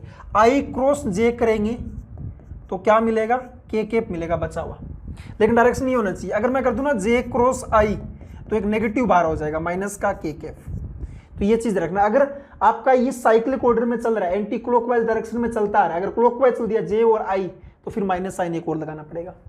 तो इस चीज का ध्यान रखना। आई और के, आपका आई से के कौन सी डायरेक्शन आ गई, क्लॉकवाइज आ गई ना, तो माइनस लगा दिया। ठीक है, एक है ना बेटा, कोई दो वेक्टर दे रखे अपन को, ए वेक्टर दे दिया a1 आई के, b1 जे के, c1 के, बी वेक्टर ये दे दिया। दोनों का क्रॉस प्रोडक्ट निकालने का ये तरीका है, दोनों का क्रॉस प्रोडक्ट निकालने का ये तरीका है। मैं इसको कैसे सिंप्लीफाई करता हूं ना, मैं कैसे देखता हूं, ए वेक्टर को लिख दिया मैंने a1 b1 c1, a2 b2 c2। अगर मेरे को a क्रॉस b निकालना है ना, तो मैं तो ऐसे लिखूंगा डायरेक्टली, आई केप के मल्टीपल में इसको छोड़ दो, ऐसे मल्टीप्लाई करो, b1 c2 minus c1 b2, ठीक है, माइनस के जे केप, इसको छोड़ दो बीच वाले को, a1 c2 माइनस का a2 c1, प्लस के केफ, आप इसको छोड़ दो लास्ट वाले को, A1 B2 माइनस का A2 B1, ये चीज बन के आ गया। ये A क्रॉस B बन के आ गया आपके पास। A क्रॉस B आप इस डिटरमिनेंट से भी निकाल सकते हो, इस डिटरमिनेंट को सिंप्लीफाई करोगे तो यही बन के आएगा। नेक्स्ट कुछ और अलजेब्रिक मैनिपुलेशंस देखते हैं। अगर कोई एक वेक्टर है, ए वेक्टर दूसरे वेक्टर को कांस्टेंट से मल्टीप्लाई करे तो उस कांस्टेंट को बाहर भी निकाल सकते हो बेटा, ठीक है। ए क्रॉस यहाँ पे बीच में प्लस है तो अलग अलग निकाल के प्लस लगा सकते हो, अगर माइनस है तो माइनस लगा सकते हो बेटा। और ए क्रॉस बी और बी क्रॉस से बराबर नहीं होता है बेटा, माइनस का साइन का फर्क होता है क्योंकि डायरेक्शन होती है इस पर इसकी, है ना। तो ये चीज ध्यान में रखना आपको, A cross B is equal to होता है minus time B cross A. A cross B और ए क्रॉस सी बराबर है तो आप फटाक से ये नहीं बोल दोगे कि ए और कैंसिल आउट करके बी इक्वल टू सी। हाँ, ये भी सॉल्यूशन होता है, वन ऑफ द सॉल्यूशन, लेकिन इसके क्या क्या सॉल्यूशन हो सकता है उसके लिए इसको इस तरफ लेके जाओ। ए क्रॉस बी माइनस का A cross C is equal to 0 vector, तो ए क्रॉस कितना आ जाएगा, बी माइनस का सी 0। तो या तो ए वेक्टर 0 वेक्टर होगा, या फिर बी वेक्टर और सी वेक्टर इक्वल टू होंगे, या फिर ए वेक्टर पैरेलल होगा क्योंकि एंगल ए वेक्टर पैरेलल होगा B vector minus C vector. तो अपन लिख सकते हैं A vector is equal to lambda times B vector minus C vector, और यही चीज यहां पे लिखा हुआ है। तो छोटे छोटे पॉइंट्स है लेकिन आपको क्लियर रहनी चाहिए बेटा एक एक पॉइंट पे। नेक्स्ट, ये आप मैंने थोड़ी देर पहले बताया था कि अगर कोई दो वेक्टर इक्वल हो तो कैलकुलेशन करते टाइम बेटा अपन को, अगर कोई दो वेक्टर इक्वल है तो कैलकुलेशन करते टाइम अपन अपने मर्जी से कोई सेम वेक्टर से क्रॉस कर सकते हैं, कोई सेम वेक्टर से डॉट भी कर सकते हैं। अब वो सेम वेक्टर क्या लेना है वो क्वेश्चंस की लैंग्वेज पे डिपेंड करता है, क्या फाइंड आउट करता है, क्या गिवन है उसके अकॉर्डिंग, जैसे अपन ने पहले भी प्रैक्टिस किया था। If A vector and B vector are non zero then A cross B अगर जीरो हो तो क्या होगा, ये चीज लिखा है। और ये कहां से लिखा है ये देखो आप, इसका मैग्नीट्यूड 0 होगा तो ए का मैग्नीट्यूड, बी का मैग्नीट्यूड और sine theta is equal to 0।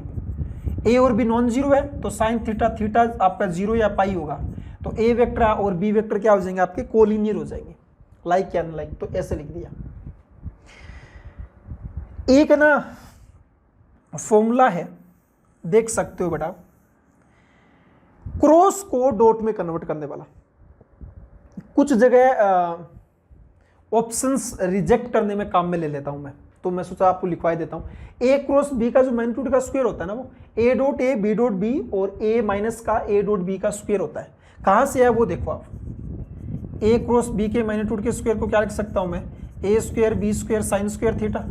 अब डॉट लिखा है तो उसको कोस में कन्वर्ट करेंगे, तो A square B square minus का A square B square cos square theta.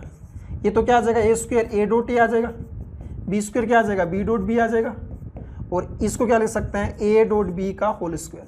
तो ये चीज तो बन के आ गया, है ना। ए क्रॉस बी है वो किसको बताता है, area of parallelogram formed with A vector and B vector. ये मैंने पैरेललोग्राम से बताया तब भी अपन डिस्कस कर रहे थे। A cross B area of parallelogram को डिनोट करता है। चलिए, अभी तक क्या था ना, क्रॉस प्रोडक्ट के जितनी भी प्रॉपर्टी थी उस पर मैं डिस्कस करने वाला था। अब अपन बड़ा इससे रिलेटेड कुछ क्वेश्चंस प्रैक्टिस करते हैं। ध्यान दे दो आप क्या क्या चीज दे रखा है, A vector B vector and C vector 2020 में क्वेश्चंस लिया बेटा, ठीक है ना। तीन क्या है ना, यूनिट वेक्टर है, ए वेक्टर का मैग्नीट्यूड, बी वेक्टर का मैग्नीट्यूड, सी वेक्टर का मैग्नीट्यूड, तीनों का वैल्यू 1 है, ठीक है।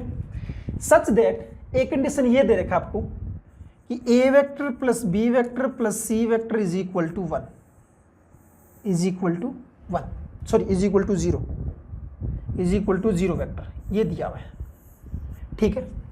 लैम्डा क्या दे रखा आपको, A dot B, B dot C, C dot A, और डी वेक्टर आपको ये दिया हुआ है। देन ऑर्डर्ड पेयर लैम्डा और डी की वैल्यू इनमें से क्या हो सकती है वो पता करनी है। तो यार अब ना आपको जो गिवन है, जो फाइंड आउट करना है, उस पर थोड़ा सा माइंड लगाओ।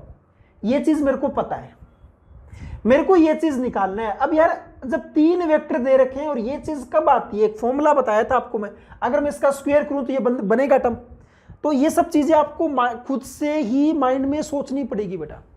तो अब अगर मैं इसको ऐसे लिख सकता हूँ ना, A vector plus B vector plus C vector के मैग्नीट्यूड का स्क्वायर इज इक्वल टू 0, कोई दिक्कत नहीं है, 0 वेक्टर, ये 0 आ जाएगा।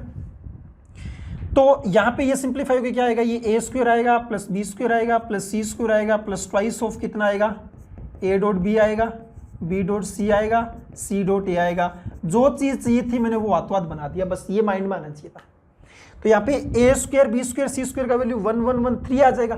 तो A dot B dot C dot A का वैल्यू कितना आ गया ना, माइनस का 3/2 आ गया।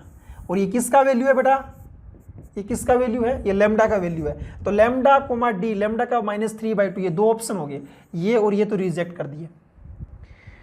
अब इनमें से कौन सा सही होगा, वो डी वेक्टर निकालना पड़ेगा।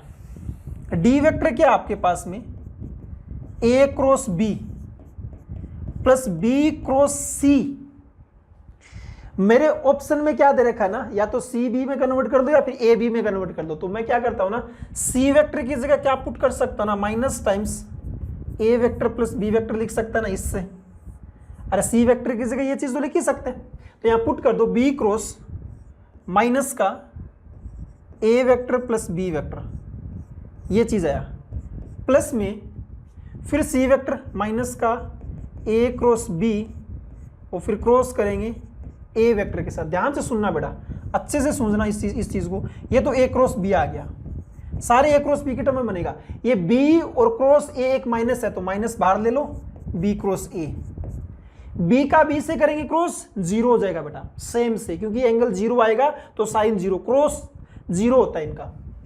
माइनस माइनस ये ए का ए से किया 0 है ना, फिर एक, अच्छा इधर इससे करेंगे यार, है ना, ए का ए से किया 0, फिर ये आ जाएगा माइनस का बी क्रॉस ए आ जाएगा। माइनस बी क्रॉस ए को ए क्रॉस बी ले सकते हैं, तो ये भी ए क्रॉस बी, ये प्लस का ए क्रॉस बी और ये प्लस का ए क्रॉस बी। तो ये तो क्या आ गया, 3 टाइम्स ए क्रॉस बी या फिर 3 ए क्रॉस बी, ऐसे भी लिख सकते हैं। अलग अलग तरीके लिखने के, ऑप्शंस में ये लिखा हुआ था, तो थर्ड ऑप्शन आपका एकदम सही आंसर आ जाएगा बेटा।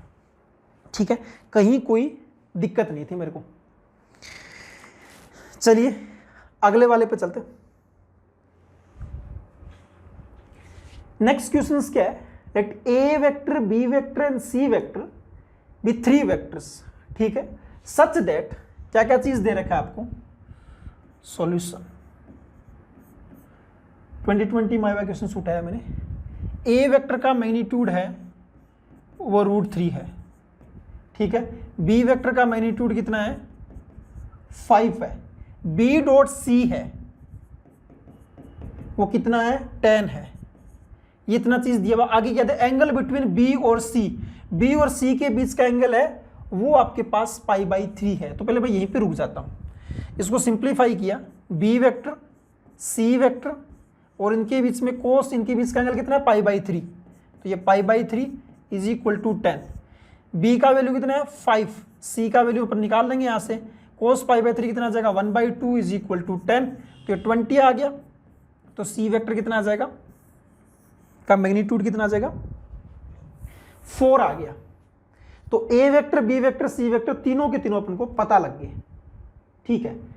If A vector is perpendicular to the vector B cross C, अच्छा ए वेक्टर है वो परपेंडिकुलर है बी क्रॉस सी के।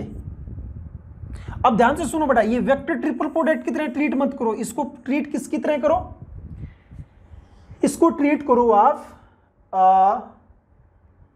क्रॉस प्रोडक्ट की तरह। बी क्रॉस सी और ए वेक्टर के बीच का एंगल कितना है, π/2।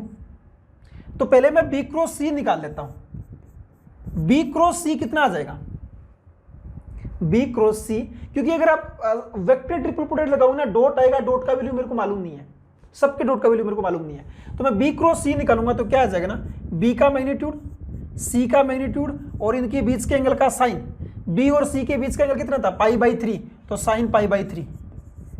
बी का मैग्नीट्यूड कितना है, 5, सी का मैग्नीट्यूड कितना है, 4 और ये कितना आ जाएगा, √3/2।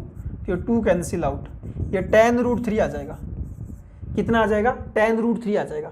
अब अगर मेरे को ये लिखना पड़े a क्रॉस बी क्रॉस सी, ध्यान से सुनना बड़ा इस चीज को। तो ए का मैग्नीट्यूड, बी क्रॉस सी का मैग्नीट्यूड और इनके बीच के एंगल का साइन, तो sine pi by two, sine pi by two angle बीच में। ए का मैग्नीट्यूड कितना है √3, बी का इसका मैग्नीट्यूड कितना आएगा 10√3 और ये 1, तो 30 आपका फाइनल आंसर आ जाएगा बेटा। कितना इजी क्वेश्चन था, बस ये चीजें आपको मैनिपुलेट करनी आनी चाहिए ढंग से। ठीक है, चलो नेक्स्ट एक क्वेश्चन और देखो। इफ ए वेक्टर दिया हुआ है, बी वेक्टर दिया हुआ है, ये भी कोई ना कोई प्रीवियस ईयर्स का, मैं लिखना भूल गया, अब मेरे को याद नहीं है है ना, तो देख लेना आप यार, या बता देना कमेंट सेक्शन में कौन से का था। Let A vector and B vector, ये चीज दे रखा है। देखो यार समझना है इस चीज को, क्या क्या आपको कैसे कैसे करना है। मेरे को ये कंडीशन दे रखा है, इसको देखते ही आपके माइंड में आना चाहिए बड़ा। ये जो चीजें है ना, ये बार बार रिपीट होती है बड़ा क्वेश्चंस में, हर ईयर में ये रिपीट होती है चीजें। इसको मैं क्या लिख सकता हूं, मेरे को आर सेम दिखाई दिया, मैंने क्या क्या इसको पूरे को इस तरफ शिफ्ट कर सकते हैं ना, अरे इसको ऐसे लिख सकते हैं ना, कोई दिक्कत थोड़ी है यार। यहां से मैं अगर आर वेक्टर कॉमन लूं तो कितना बचेगा, ए वेक्टर माइनस बी वेक्टर बचेगा ना, इज इक्वल टू 0 वेक्टर।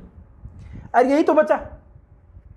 अब ना ए माइनस बी क्या होगा ना, 0 वेक्टर तो नहीं बनेगा, ठीक है।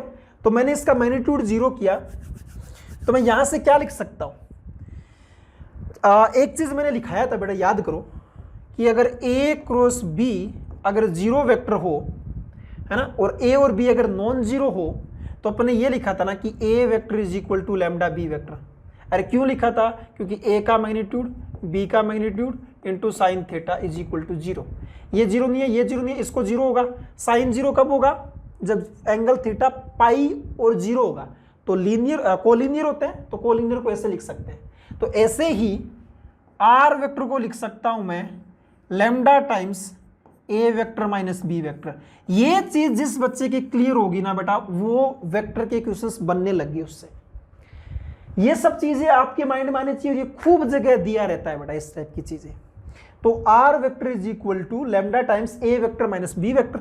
तो आर वेक्टर को लिख दो आप lambda times A vector minus B vector करो, 2 माइनस 7 तो माइनस का 5 आई कैफ, माइनस 3 माइनस का 1 तो माइनस का 4j, माइनस करना तो आता ही है ना, 4 प्लस तो ये प्लस का 10 के कैप आ जाएगा। ये R vector is equal to आ गया। अब लेम्डा का वैल्यू निकालने के लिए भाई ने ये वाला कंडीशन दे रखा है यार, सब चीजें दे रखी है, बस स्टेप बाय स्टेप लगाते जाना है। तो आर वेक्टर डॉट में आई के प्लस 2j के प्लस के कैफ इज इक्वल टू -3। मतलब ये जो आर वेक्टर है इसका डॉट प्रोडक्ट लेना है इसके साथ। मैंने डॉट प्रोडक्ट लेना सिखाया था बेटा, आई का आई के साथ लो, जे का जे के साथ, के का के साथ, बाकी सब पे ध्यान नहीं देना है। तो लेम्डा को तो बाहर पटका, इस चीज का मल्टीप्लाई माइनस का 5, इस चीज का मल्टीप्लाई माइनस का 8, इस चीज का मल्टीप्लाई प्लस का 10 इज इक्वल टू माइनस का 3। तो माइनस का 13 तो माइनस का 3 लेम्डा इज इक्वल टू -3। तो लेम्डा का वैल्यू 1 आ गया। लेम्डा का वैल्यू 1 जैसे ही मैं यहाँ पे पुट करूंगा, मेरे पास आर वेक्टर निकल के आ गया। आर वेक्टर कितना आया, माइनस का 5 आई केफ माइनस का 4j केफ प्लस का 10 के केफ, ये निकल के आ गया। अब मेरे को इस आर वेक्टर का इस गिवन वेक्टर के साथ डॉट, मतलब इसकी वैल्यू निकालनी है। तो इस आर वेक्टर डॉट ये, तो आर वेक्टर को लिखो -5i माइनस का 4j प्लस का 10k, और डॉट किसके साथ लेना है बेटा, 2i माइनस का 3j प्लस k, डॉट ले लो माइनस का 10 माइनस माइनस प्लस का 12 और प्लस का 10। तो यहाँ पे इस 10 से 10 कैंसिल आउट, 12 है आपका फाइनल आंसर आ जाएगा। तो यार बस चीज़ें एक एक स्टेप आपको समझ में आना चाहिए बेटा, नोट डाउन कर लो इसको ढंग से।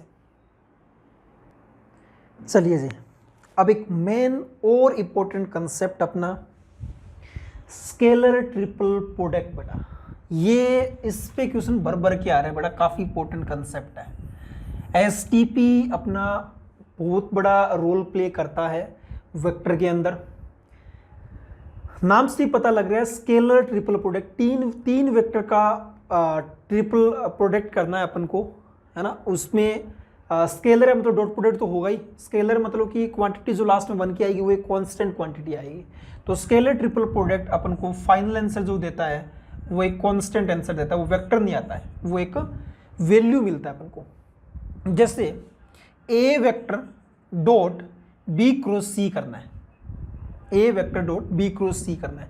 ये बी वेक्टर है, ये सी वेक्टर है, इनके बीच का एंगल बीटा है। तो पहले तो मैं इसको सिंप्लीफाई कर दूं।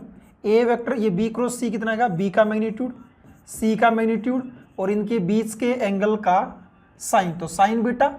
और इनटू में कितना आ जाएगा ना, बी क्रॉस सी के परपेंडिकुलर लाइन, उसको मैंने बोल दिया एन कैप, तो ये एन कैप, एन कैप क्या होगा, बी क्रॉस सी होगा बेटा। ठीक है, अब आप खुद देखो, ए वेक्टर का डॉट करना है, ये जो इतनी क्वांटिटी है तो कांस्टेंट है, और बी वेक्टर का मैग्नीट्यूड कांस्टेंट, सी वेक्टर का मैग्नीट्यूड ये भी, तो इसको बाहर निकालो। तो ये बी वेक्टर का मैग्नीट्यूड बाहर, सी वेक्टर का मैग्नीट्यूड बाहर, साइन बीटा बाहर, क्या आ जाएगा, A vector dot N cap, है ना। तो ये बी वेक्टर का मैग्नीट्यूड, सी वेक्टर का मैग्नीट्यूड, साइन बीटा, दोनों का डॉट कैसे करेंगे, ए का magnitude, N cap unit vector magnitude कितना आएगा 1, और इनके बीच का एंगल, अब एन कैप और ए वेक्टर के बीच का एंगल है अल्फा, तो कितना आ जाएगा, कोस अल्फा। तो ये बन गया है आपके पास A vector, B vector, C vector, cos alpha, sine beta. Beta तो क्या होगा, एंगल बिटवीन बी और सी, अल्फा क्या होगा, angle between B cross C and A vector. ठीक है, इस चीज पे ध्यान देना बेटा आप। ठीक है, एक यहां पे ये फॉर्मूला मतलब बहुत ही रेयर केस में यूज करेंगे, जस्ट क्या मीनिंग है वो बताने के लिए मैंने किया आपका यूज। बाकी अपन फॉर्मूला यही यूज करने वाले हैं। अगर कोई 3 वेक्टर आपको मालूम है तो उसका स्केलर ट्रिपल प्रोडक्ट ऐसे भी लिख सकते हैं अपन, है ना, और इसको ऐसे फॉर्म में भी लिख सकते हैं, बॉक्स ABC फॉर्म में। ऑलवेज यही यूज करेंगे, पहले जो लिखा हुआ है उसके कोफिशिएंट, उस वेक्टर के कोफिशिएंट, बाद में जो लिखा है उस वेक्टर के कोफिशिएंट, फिर जो लिखा है उस वेक्टर के कोफिशिएंट। इसमें चेंज मत कर देना। अगर यहाँ पे ऐसे लिखा होता ना BCA, वैसे इनकी और इनकी वैल्यू तो सेम होती है, आगे बताने वाला हूं मैं, साइक्लिक ऑर्डर सेम लिखता है, लेकिन अगर आप वैल्यू चेंज करोगे जो जिस ऑर्डर में लिखा है उसी ऑर्डर में यहाँ पे डालोगे, रो वाइज। बस इसकी वैल्यू निकालना है, डिटरमिनेंट की वैल्यू, वही आपका फाइनल आंसर आ जाएगा। जो पैरेललोपाइप्ड होता है ना, उसका जो वॉल्यूम होता है वो किसके बराबर होता है, बॉक्स ABC के बराबर होता है, अगर उसकी ये साइड्स ये ले अपन, ए वेक्टर ये, बी वेक्टर ये, सी वेक्टर ये, मतलब किसी एक पॉइंट से पास करते हुए, कॉन्ट्रा एजेस जिसको बोलते हैं अपन। ठीक है, ये चीज हो गया। कुछ प्रॉपर्टीज है इसकी, उस पर डिस्कस कर लेते हैं अपन 1 बाय 1। मैंने सारी प्रॉपर्टी आपकी एक जगह लिखा है बेटा, ध्यान रखना। अगर मैं स्केलर ट्रिपल प्रोडक्ट में डॉट और क्रॉस को इंटरचेंज करूं, मतलब डॉट की जगह क्रॉस करूं, तो ए क्रॉस बी बनेगा, तो ब्रैकेट यहां आ गया, फिर ये क्रॉस था उसकी जगह डॉट, तो ये डॉट। तो आप डॉट की जगह क्रॉस करो, कोई फर्क नहीं पड़ता स्केलर ट्रिपल प्रोडक्ट में, ये प्रॉपर्टी हो गया। अगर आपका साइक्लिक ऑर्डर सेम है, अगर आपका साइक्लिक ऑर्डर सेम है, ए के बाद बी आ रहा है, बी के बाद सी आ रहा है, सी के ऐसे है, A vector, B vector, C vector, ऐसे अगर साइक्लिक ऑर्डर में चल रहे हैं अपन, तब तो क्या होगा ना, सब इक्वल रहेंगे। और जैसे साइक्लिक ऑर्डर को चेंज किया, एक माइनस बाहर आ जाता है। ठीक है, जैसे ABC, BCA, CAB सब बराबर है, लेकिन मैंने ए के बाद बी ना लिख के सी लिख दिया, है ना, उल्टा चल दिया, ACB, है ना, इस डायरेक्शन में चल दिया। अगर आप क्लॉकवाइज में चल रहे हो तो कोई दिक्कत नहीं, एंटी क्लॉकवाइज में चलने लग गए ना, तब फिर दिक्कत आती है, फिर माइनस बाहर आने लग जाते हैं। कोई कांस्टेंट से मल्टीप्लाई है तो डिटरमिनेंट की तरह प्रॉपर्टी है, उस कांस्टेंट को बाहर निकाल लो, कोई दिक्कत नहीं है। अब ए वेक्टर, बी वेक्टर और C vector plus D vector, तो इसको 2 में तोड़ सकते हैं। ए बी तक सेम था तो ए बी रखा, पहले सी लिख दिया, बाद में डी लिख दिया। ठीक है, इन प्रॉपर्टी पे ध्यान में देना। ये जो सबसे मेन प्रॉपर्टी है बेटा, इस पे तो मैं बता रहा हूँ ना, खूब सारे क्वेश्चंस मिल जाएंगे। अगर आप प्रीवियस ईयर के क्वेश्चन चेक करोगे ना, तो मैं बता रहा हूँ कि 10 to 10 क्वेश्चंस मिल जाएंगे। एक कंसेप्ट पे 10 क्वेश्चंस बहुत बड़ी बात होती है।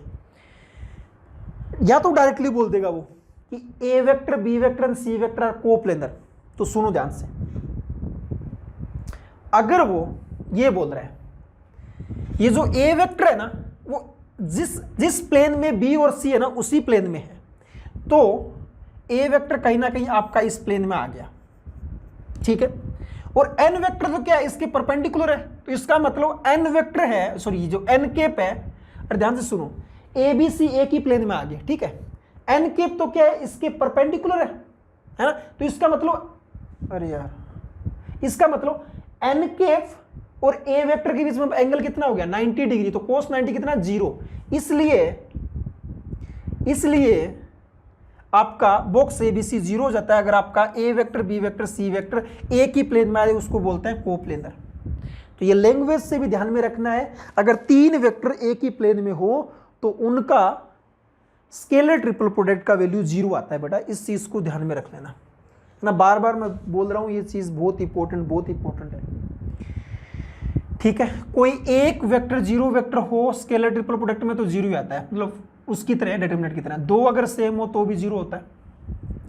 ऐसे अगर प्लस में लिखे हो ना बेटा, तो क्या करेंगे, इसको पहले इन 2 को सेम रखा, इसको ब्रेक किया, फिर ऐसे ब्रेक करते जाएंगे, और अगर 2 जिनमें सेम है उसकी वैल्यू 0, लास्ट में जब सिंप्लीफाई करेंगे तो ये बनेगा।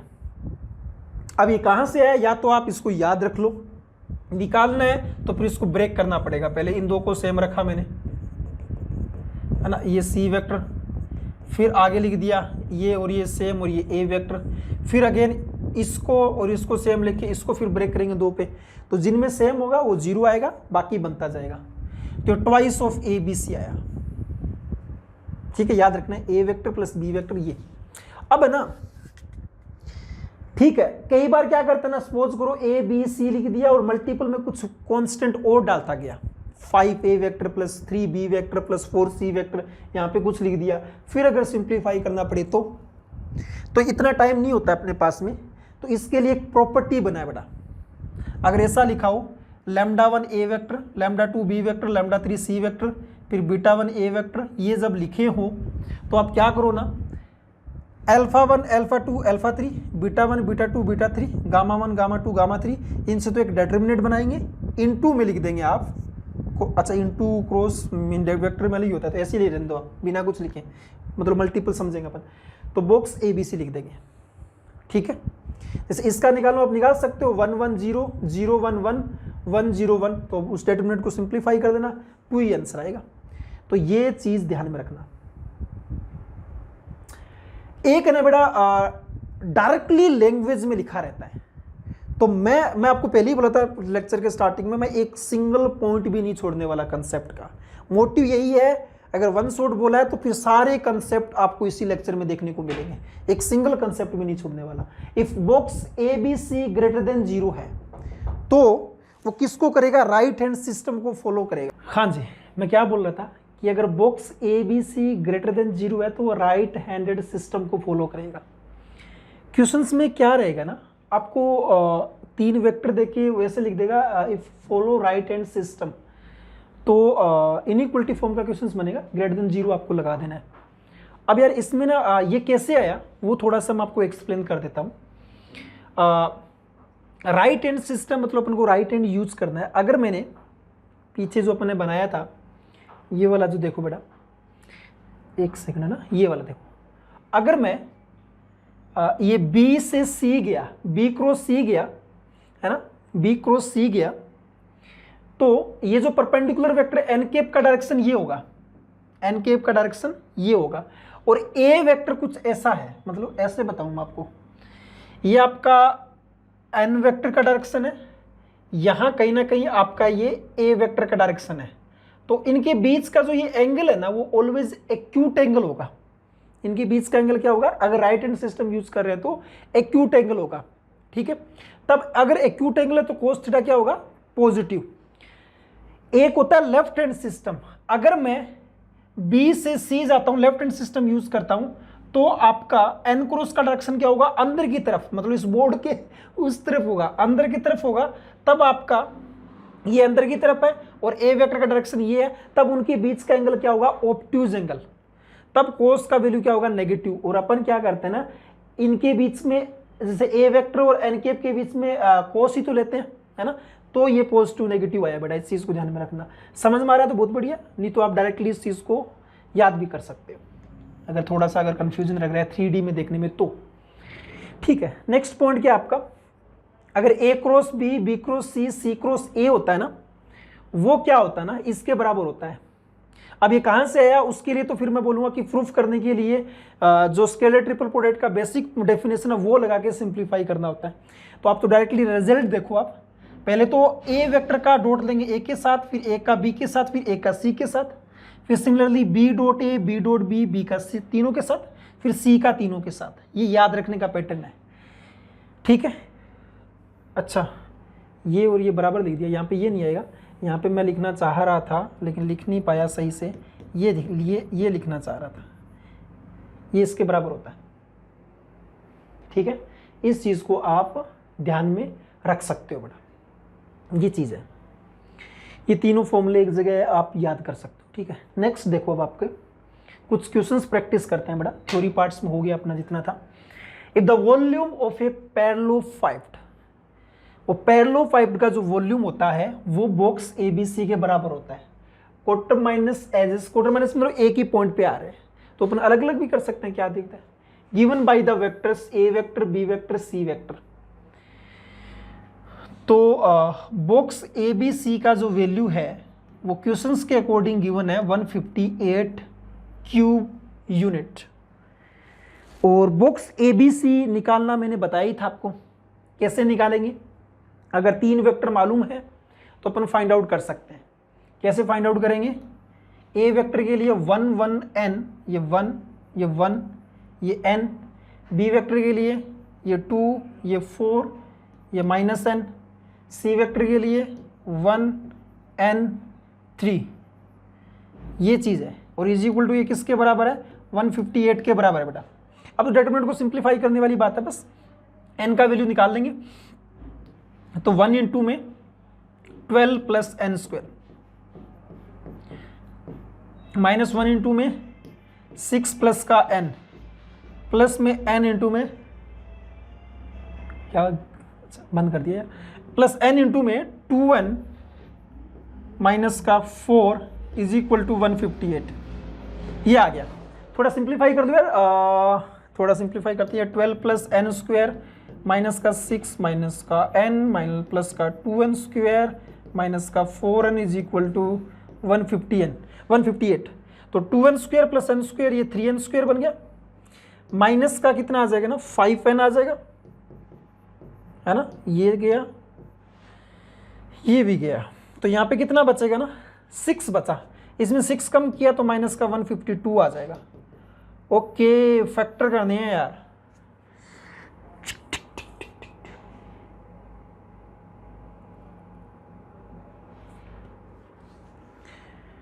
तो 3 दूनी 6, इसके ये आ जाएंगे 3n² माइनस का 24n प्लस का 19n माइनस का 152 इज इक्वल टू 0। यहाँ से 3n कॉमन आएगा तो n माइनस का 8, यहाँ से प्लस 19 कॉमन आया तो n माइनस का 8 इज इक्वल टू 0। तो n का वैल्यू एक तो 8 आ जाएगा, दूसरा वैल्यू है नहीं दिया हुआ, तो n का वैल्यू 8 दिया होगा, 7 और नहीं, तो ये ऑप्शन गलत, ये ऑप्शन गलत। इसका मतलब फिर b और c वेक्टर देखने पड़ेंगे। तो n का वैल्यू 8 है तो एक a वेक्टर तो कितना आ जाएगा, यहाँ पे 8 आ जाएगा, यहाँ भी 8 आ गया, यहाँ भी 8 आ गया। तो अब आप क्या दिया, पहले b डॉट c करेंगे तो कितना आ जाएगा, 2 और प्लस 32 और माइनस का 24। तो यहाँ पे कितना बचेगा ना, 6 2 8 8 और 2 10, कितना दिया, यस। तो आपका b dot c single correct होता है अपने सारे के सारे, तो ये सही हो गया, ये सही हो गया। Next, if a vector, b vector and c vector be 3 vector such that, क्या क्या कंडीशन दिया है बेटा, ध्यान से सुनना आप।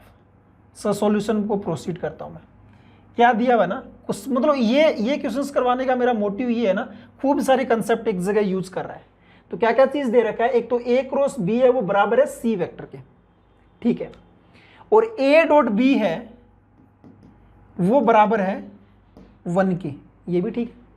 If the length of projection, length बोला है मतलब मोड यूज करेंगे बेटा, ध्यान में रखो ये छोटे छोटे पॉइंट। लेंथ वर्ड यूज किया मतलब मोड यूज करेंगे अपन। Length of projection vector of the vector B vector on the vector this, इस वेक्टर पे निकालना है, तो बी वेक्टर डॉट में ए क्रॉस सी और ए क्रॉस सी के मैग्नीट्यूड का मोड, है ना, यही तो लिखते हैं अपन। अरे जिस वेक्टर पे निकालना होता है उसका यूनिट वेक्टर लिखते हैं ना, तो वेक्टर अपॉन में उसके मैग्नीट्यूड का मोड, क्योंकि लेंथ इज इक्वल टू कितना दिया हुआ है, इज इक्वल टू एल दिया हुआ है, एल दिया हुआ है। तो अपन को अच्छा ध्यान में जा रहा है। अब देखो, अब सारी चीजें एक जगह अब लगाने की ट्राई किया करो। ये बी ए सी, ये बॉक्स ए बी सी लिखा हुआ है ना, बॉक्स ए बी सी है क्या, बी के बाद सी आना चाहिए था ना, तो minus time box A B C है ना, तो ये लिखा हुआ था माइनस का बॉक्स ए बी सी, लिख सकते हैं ना इसको ऐसे, और ए क्रॉस सी तो मैग्नीट्यूड अपन निकाल लेंगे क्योंकि ए वेक्टर मालूम है, सी वेक्टर मालूम है, लिख देंगे, कोई दिक्कत नहीं है, का mod is equal to L. लेकिन यहाँ पे मोड यूज किया तो नेगेटिव का कोई फर्क नहीं पड़ेगा। अब है ना, अब सुनो बेटा ध्यान से, मेरे को ये चीज मालूम था A cross B is equal to C. यार ये जो छोटे छोटे मैं स्टेप यूज कर रहा हूं ना, अब मेरे माइंड में कैसे आए, आपको कैसे लगाना है वो चीज समझने की ट्राई करो। बाकी ये सॉल्यूशन आप देखोगे हर एक चीज समझ में आ जाएगी यार, क्योंकि सॉल्यूशन को पढ़ना तो हर एक जैसे चीजें लिखी हुई है, हाँ आपको सारे कंसेप्ट मालूम है, सब समझ लोगे, लेकिन वो अप्लाई कैसे कर रहे हैं उस चीज पे ध्यान दो। मेरे को बॉक्स बनाना है किसी तरह, तो मैं क्या करूंगा, क्रॉस दे रखा है, मैं डॉट लगाऊंगा ना, तो मैंने ए क्रॉस बी, इधर डॉट यूज किया सी के साथ, तो इधर भी डॉट यूज कर दो सी के साथ, दोनों तरफ मैंने डॉट यूज कर लिया, डॉट यूज किया सी वेक्टर का, दोनों तरफ डॉट यूज किया सी वेक्टर का, तो ये तो क्या बन जाएगा, बॉक्स एबीसी बन गया बेटा, ये तो बॉक्स एबीसी बन गया। ये सी वेक्टर के मैग्नीट्यूड का स्क्वायर आ जाएगा, और सी वेक्टर का मैग्नीट्यूड कितना आएगा, स्क्वायर रूट का 1 + 1 √2 आ जाएगा, तो ये 2 आ गया, कितना आ जाएगा, 2 आ जाएगा। तो बॉक्स एबीसी का वैल्यू मालूम चल गया अपन को, कितना है, 2 है। अब मेरे को ये निकालना है ए क्रॉस सी। यार ए क्रॉस सी निकालना बड़ा इजी है, मैंने आपको बताया ही था। लिखने का तो पहले ए लिख लो 1 1 1, सी लिख दो 0 1 -1, है ना, ऐसे लिख दिया करो। फिर आपका आई कैप के मल्टीपल में इसको छोड़ दो, ये -1 -1 तो माइनस का 2, माइनस जे कैप के मल्टीपल में इसको छोड़ दो, ये -1, प्लस के कैप के मल्टीपल में इसको छोड़ दो 1, तो कितना आएगा, माइनस का 2i प्लस का j प्लस का k। लेकिन इसका मैग्नीट्यूड निकालना है, तो मैग्नीट्यूड का वैल्यू कितना आ जाएगा ना, स्क्वायर रूट का 4 + 1 + 1 रूट का 6 आ जाएगा। अब वैल्यू पुट कर दो बेटा, सारी की सारी जो जो वैल्यू अपन को मिला है। यहाँ पे बॉक्स एबीसी का वैल्यू कितना है, 2 डिवाइडेड बाई का √6 को √2 √3 लिख सकते हैं, इज इक्वल टू एल है। आपको निकालना है क्या है, 3l², इधर √3l आ जाएगा, इज इक्वल टू √2 आ जाएगा, तो 3l² कितना आ जाएगा ना, 2 आ जाएगा। तो 2 इसका फाइनल आंसर है बेटा, 2021 में आया हुआ क्वेश्चन है, ठीक है। तो चीजें रिलेट करना सीखो कि कैसे कैसे अपन मैनिपुलेशंस कर रहे हैं, उस चीज पे ध्यान जरूर जरूर देना बेटा। चलो मैं एक क्वेश्चन और करवा देता हूं प्रैक्टिस के लिए। A vector, B vector, C vector दिया है। If the vector C vector, language में क्या दिया ना, सी वेक्टर, कलर चेंज कर देता हूं, C vector lies in the plane A vector and B vector. Language से ही क्लियर हो गया, सी वेक्टर है जिस वेक्टर प्लेन में ए वेक्टर बी वेक्टर है उसी के अंदर है। इसका मतलब A vector, B vector, C vector are coplanar, और जब तीनों कोप्लेनर होते हैं तो इनका बॉक्स का वैल्यू बेटा 0 होता है। और खूब क्वेश्चंस आ रहे हैं इस कंसेप्ट में। तो बॉक्स ए बी सी, पहले ए का कोफिशिएंट कितना है, 1 1 1, बी का कितना है 1 -1 2, सी का कितना है x x -2 और -1, ठीक है। इसका वैल्यू 0 है, सिंप्लीफाई कर दो बस। 1 × में कितना आ जाएगा, ये 1 माइनस का 2x प्लस का 4, और -1 × में ये माइनस का 1 माइनस का 2x, और प्लस का 1 × में ये गया, तो x माइनस का 2 प्लस का x इज इक्वल टू 0। तो ये तो 2x प्लस का 5 plus 1 plus 2x plus 2x minus का 2 इज इक्वल टू 0। तो 2x 2x 2x कितना आ गया जी, 6x आ गया और ये 6 4, कुछ गड़बड़ हुआ है क्या? आंसर मैच नहीं कर रहा। Okay okay okay okay okay okay okay okay okay 1 minus 2x minus minus plus 4 minus 1 into में -1 माइनस का 2x प्लस 1 इंटू में x minus 2 plus x। I think मेरे को लगता है मैंने यहाँ पे जब नोट डाउन किया तो कुछ ना कुछ मिस कर दिया। कोई दिक्कत नहीं है, आप तो जो अभी लिखा है उसके अकॉर्डिंग आंसर निकाल दो। तो ये कितना आ जाएगा ना 6x। अच्छा, ये 1 से मल्टीप्लाई करेंगे माइनस का 2x होगा ना, यहाँ भी गड़बड़ है। ये माइनस का 2x, ये प्लस का 5, सही हो जाएगा मेरे को लगता है। +1 प्लस 2x माइनस 2, तो ये -2x से -2x कैंसिल आउट, तो ये 2x बचेगा। और यहाँ पे कितना जाएगा 6 और 4 प्लस 4 इज इक्वल टू, सही है, x इज इक्वल टू -2, सही उतारा था मैंने ये सही आंसर है। तो यार बॉक्स ABC अगर कोलिनियर है तो उस कंसेप्ट पे ध्यान दे देना बेटा। चलिए बेटा आगे चलते हैं। लास्ट अपना जो कंसेप्ट है वेक्टर का, वेक्टर ट्रिपल प्रोडक्ट। तीन वेक्टर के बीच में एक तो स्केलर यूज किया था, एक वेक्टर ट्रिपल प्रोडक्ट यूज करेंगे। वेक्टर से नाम आ रहा है मतलब ये एक वेक्टर क्वांटिटी मिलेगा आपको फाइनल, ठीक है। ऐसे अप्लाई करते हैं यार। पहले थोड़ा सा मैं आपको 3D में समझाने की ट्राई करूँ, अगर समझ में आ रहा है तो बहुत ही बढ़िया है, नहीं तो ये फॉर्मूला जो भी बताएंगे बाद में वो तो फिर याद रख ही लेना आप। कोई 2 वेक्टर है, B वेक्टर है, C वेक्टर है, ठीक है, एक प्लेन के अंदर है और इसके परपेंडिकुलर वेक्टर है, ऐसे परपेंडिकुलर बाहर की तरफ वेक्टर है, और वो वेक्टर क्या है B क्रॉस C है, ठीक है। वो वेक्टर क्या है B क्रॉस C है। मैंने B क्रॉस C को थोड़े टाइम के लिए एक वेक्टर D मान लिया। अब मेरे को निकालना है क्या है A vector cross D vector निकालना है। अब आप खुद सोचो A vector cross D vector होगा वो किसके परपेंडिकुलर होगा? A के भी परपेंडिकुलर होगा, थोड़ी देर पहले बताया था क्रॉस दोनों के परपेंडिकुलर होता है, और A क्रॉस D किसके परपेंडिकुलर होगा? D के भी। और D मैंने किसको बोला था बेटा? D बोला है मैंने B क्रॉस C को। मतलब जो आप फाइनल आंसर निकालोगे ना वो इस वेक्टर जो B क्रॉस C ये वाला वेक्टर है इसके परपेंडिकुलर, इसके परपेंडिकुलर मतलब इसी प्लेन में आ गया, इसी प्लेन में आ गया। कहने का मतलब A vector cross B cross C, B vector C vector, ये कोप्लेनर है। ये लैंग्वेज में लिख सकते हैं, वो काफी जगह काम देगी बेटा। Are coplanar, are coplanar. अब एक चीज पता है, अगर 3 वेक्टर कोप्लेनर हो तो कोई भी एक वेक्टर को मैं बाकी 2 वेक्टर की फॉर्म में लिख सकते हैं, है ना। तो ये चीज ध्यान देना बेटा, जिस पे ब्रैकेट लगाओ ना फाइनल आंसर उन्हीं वेक्टर की टर्म्स में आएगा। ये चीज ध्यान रख लेना वेक्टर ट्रिपल प्रोडक्ट में। अब ये तो था थोड़ा सा 3D में समझने वाली चीजें, अगर नहीं पता लग रही है तो आप फॉर्मूला तो इस टाइप से याद रखोगे। A cross B cross C है।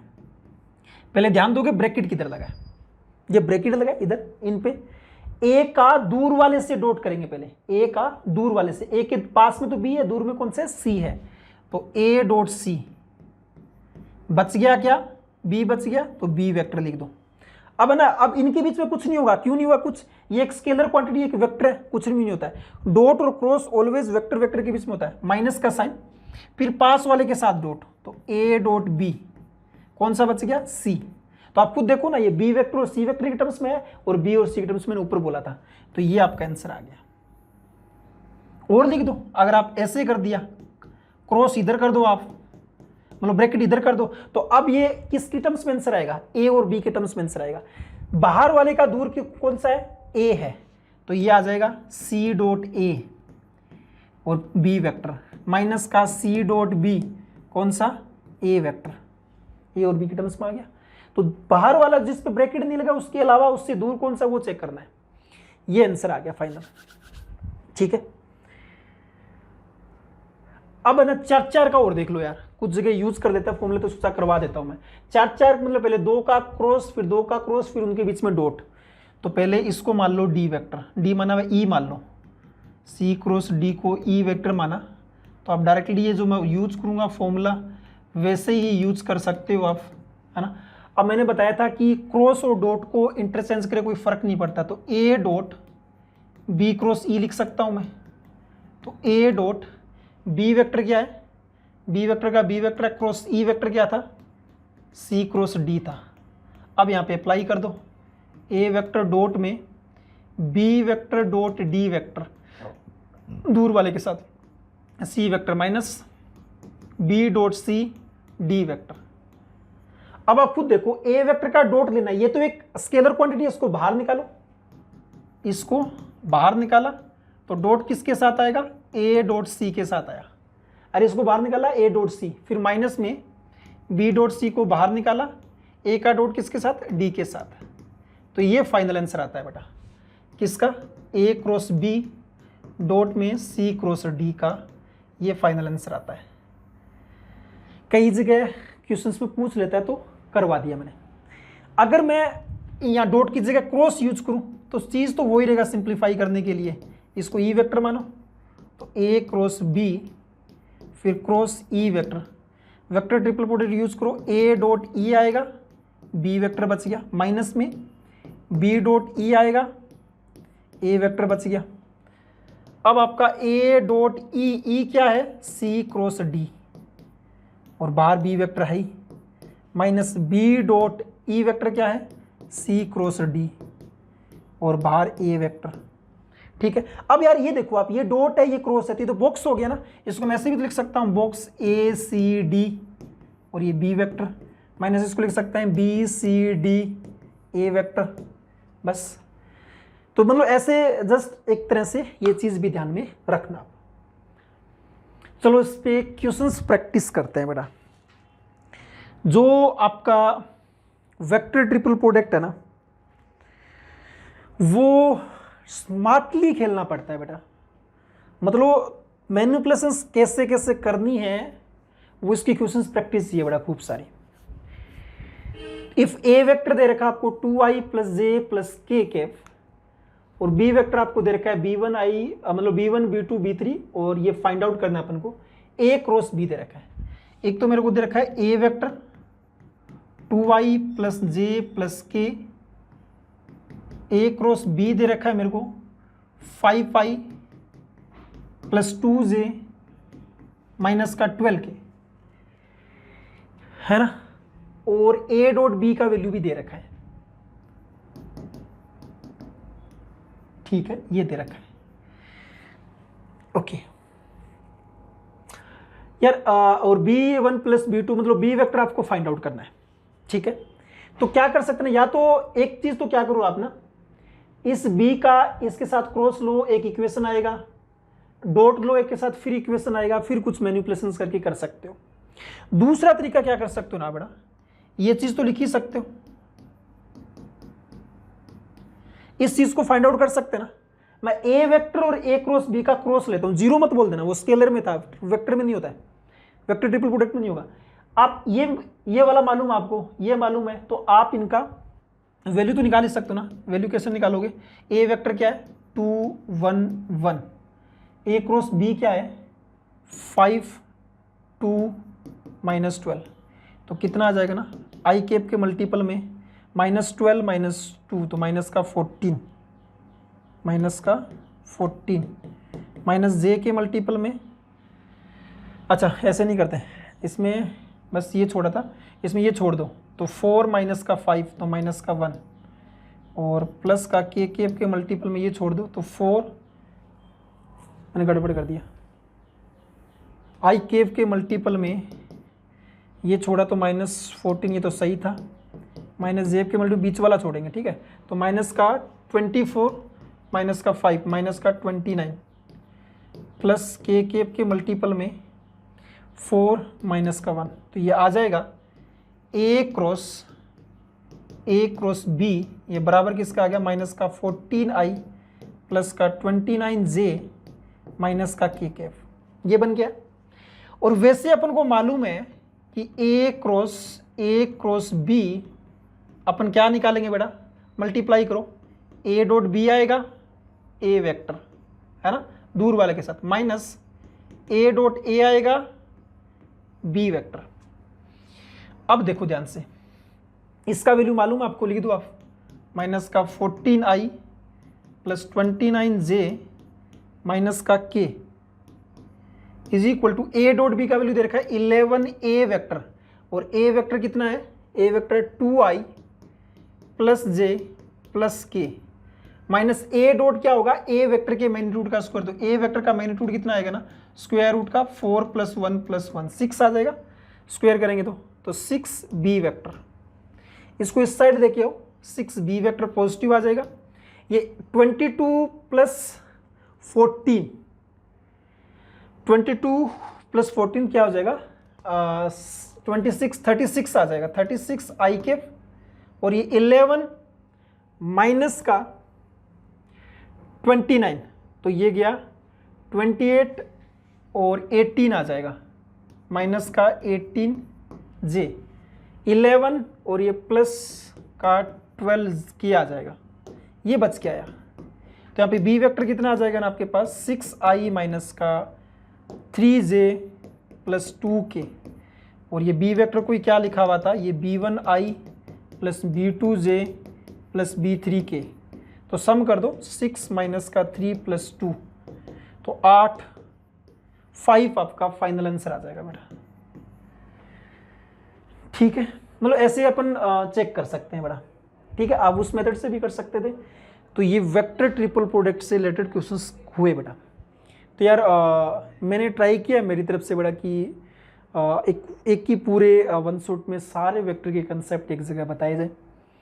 तो देखो, और नेक्स्ट ही अभी मैं 3D का लेके आने वाले हैं, और 3D में बाकी जो बच गई चीज़ें अपने, जैसे प्लेन हो गया, स्ट्रेट लाइन हो गया, है ना, उस टाइप प्लेन स्ट्रेट लाइन वाले क्वेश्चंस हो गया, डायरेक्शन कोसाइन वाले हो गए, उन सब पे डिटेल में डिस्कस करेंगे। वो भी काफ़ी ज़्यादा इंपॉर्टेंट है।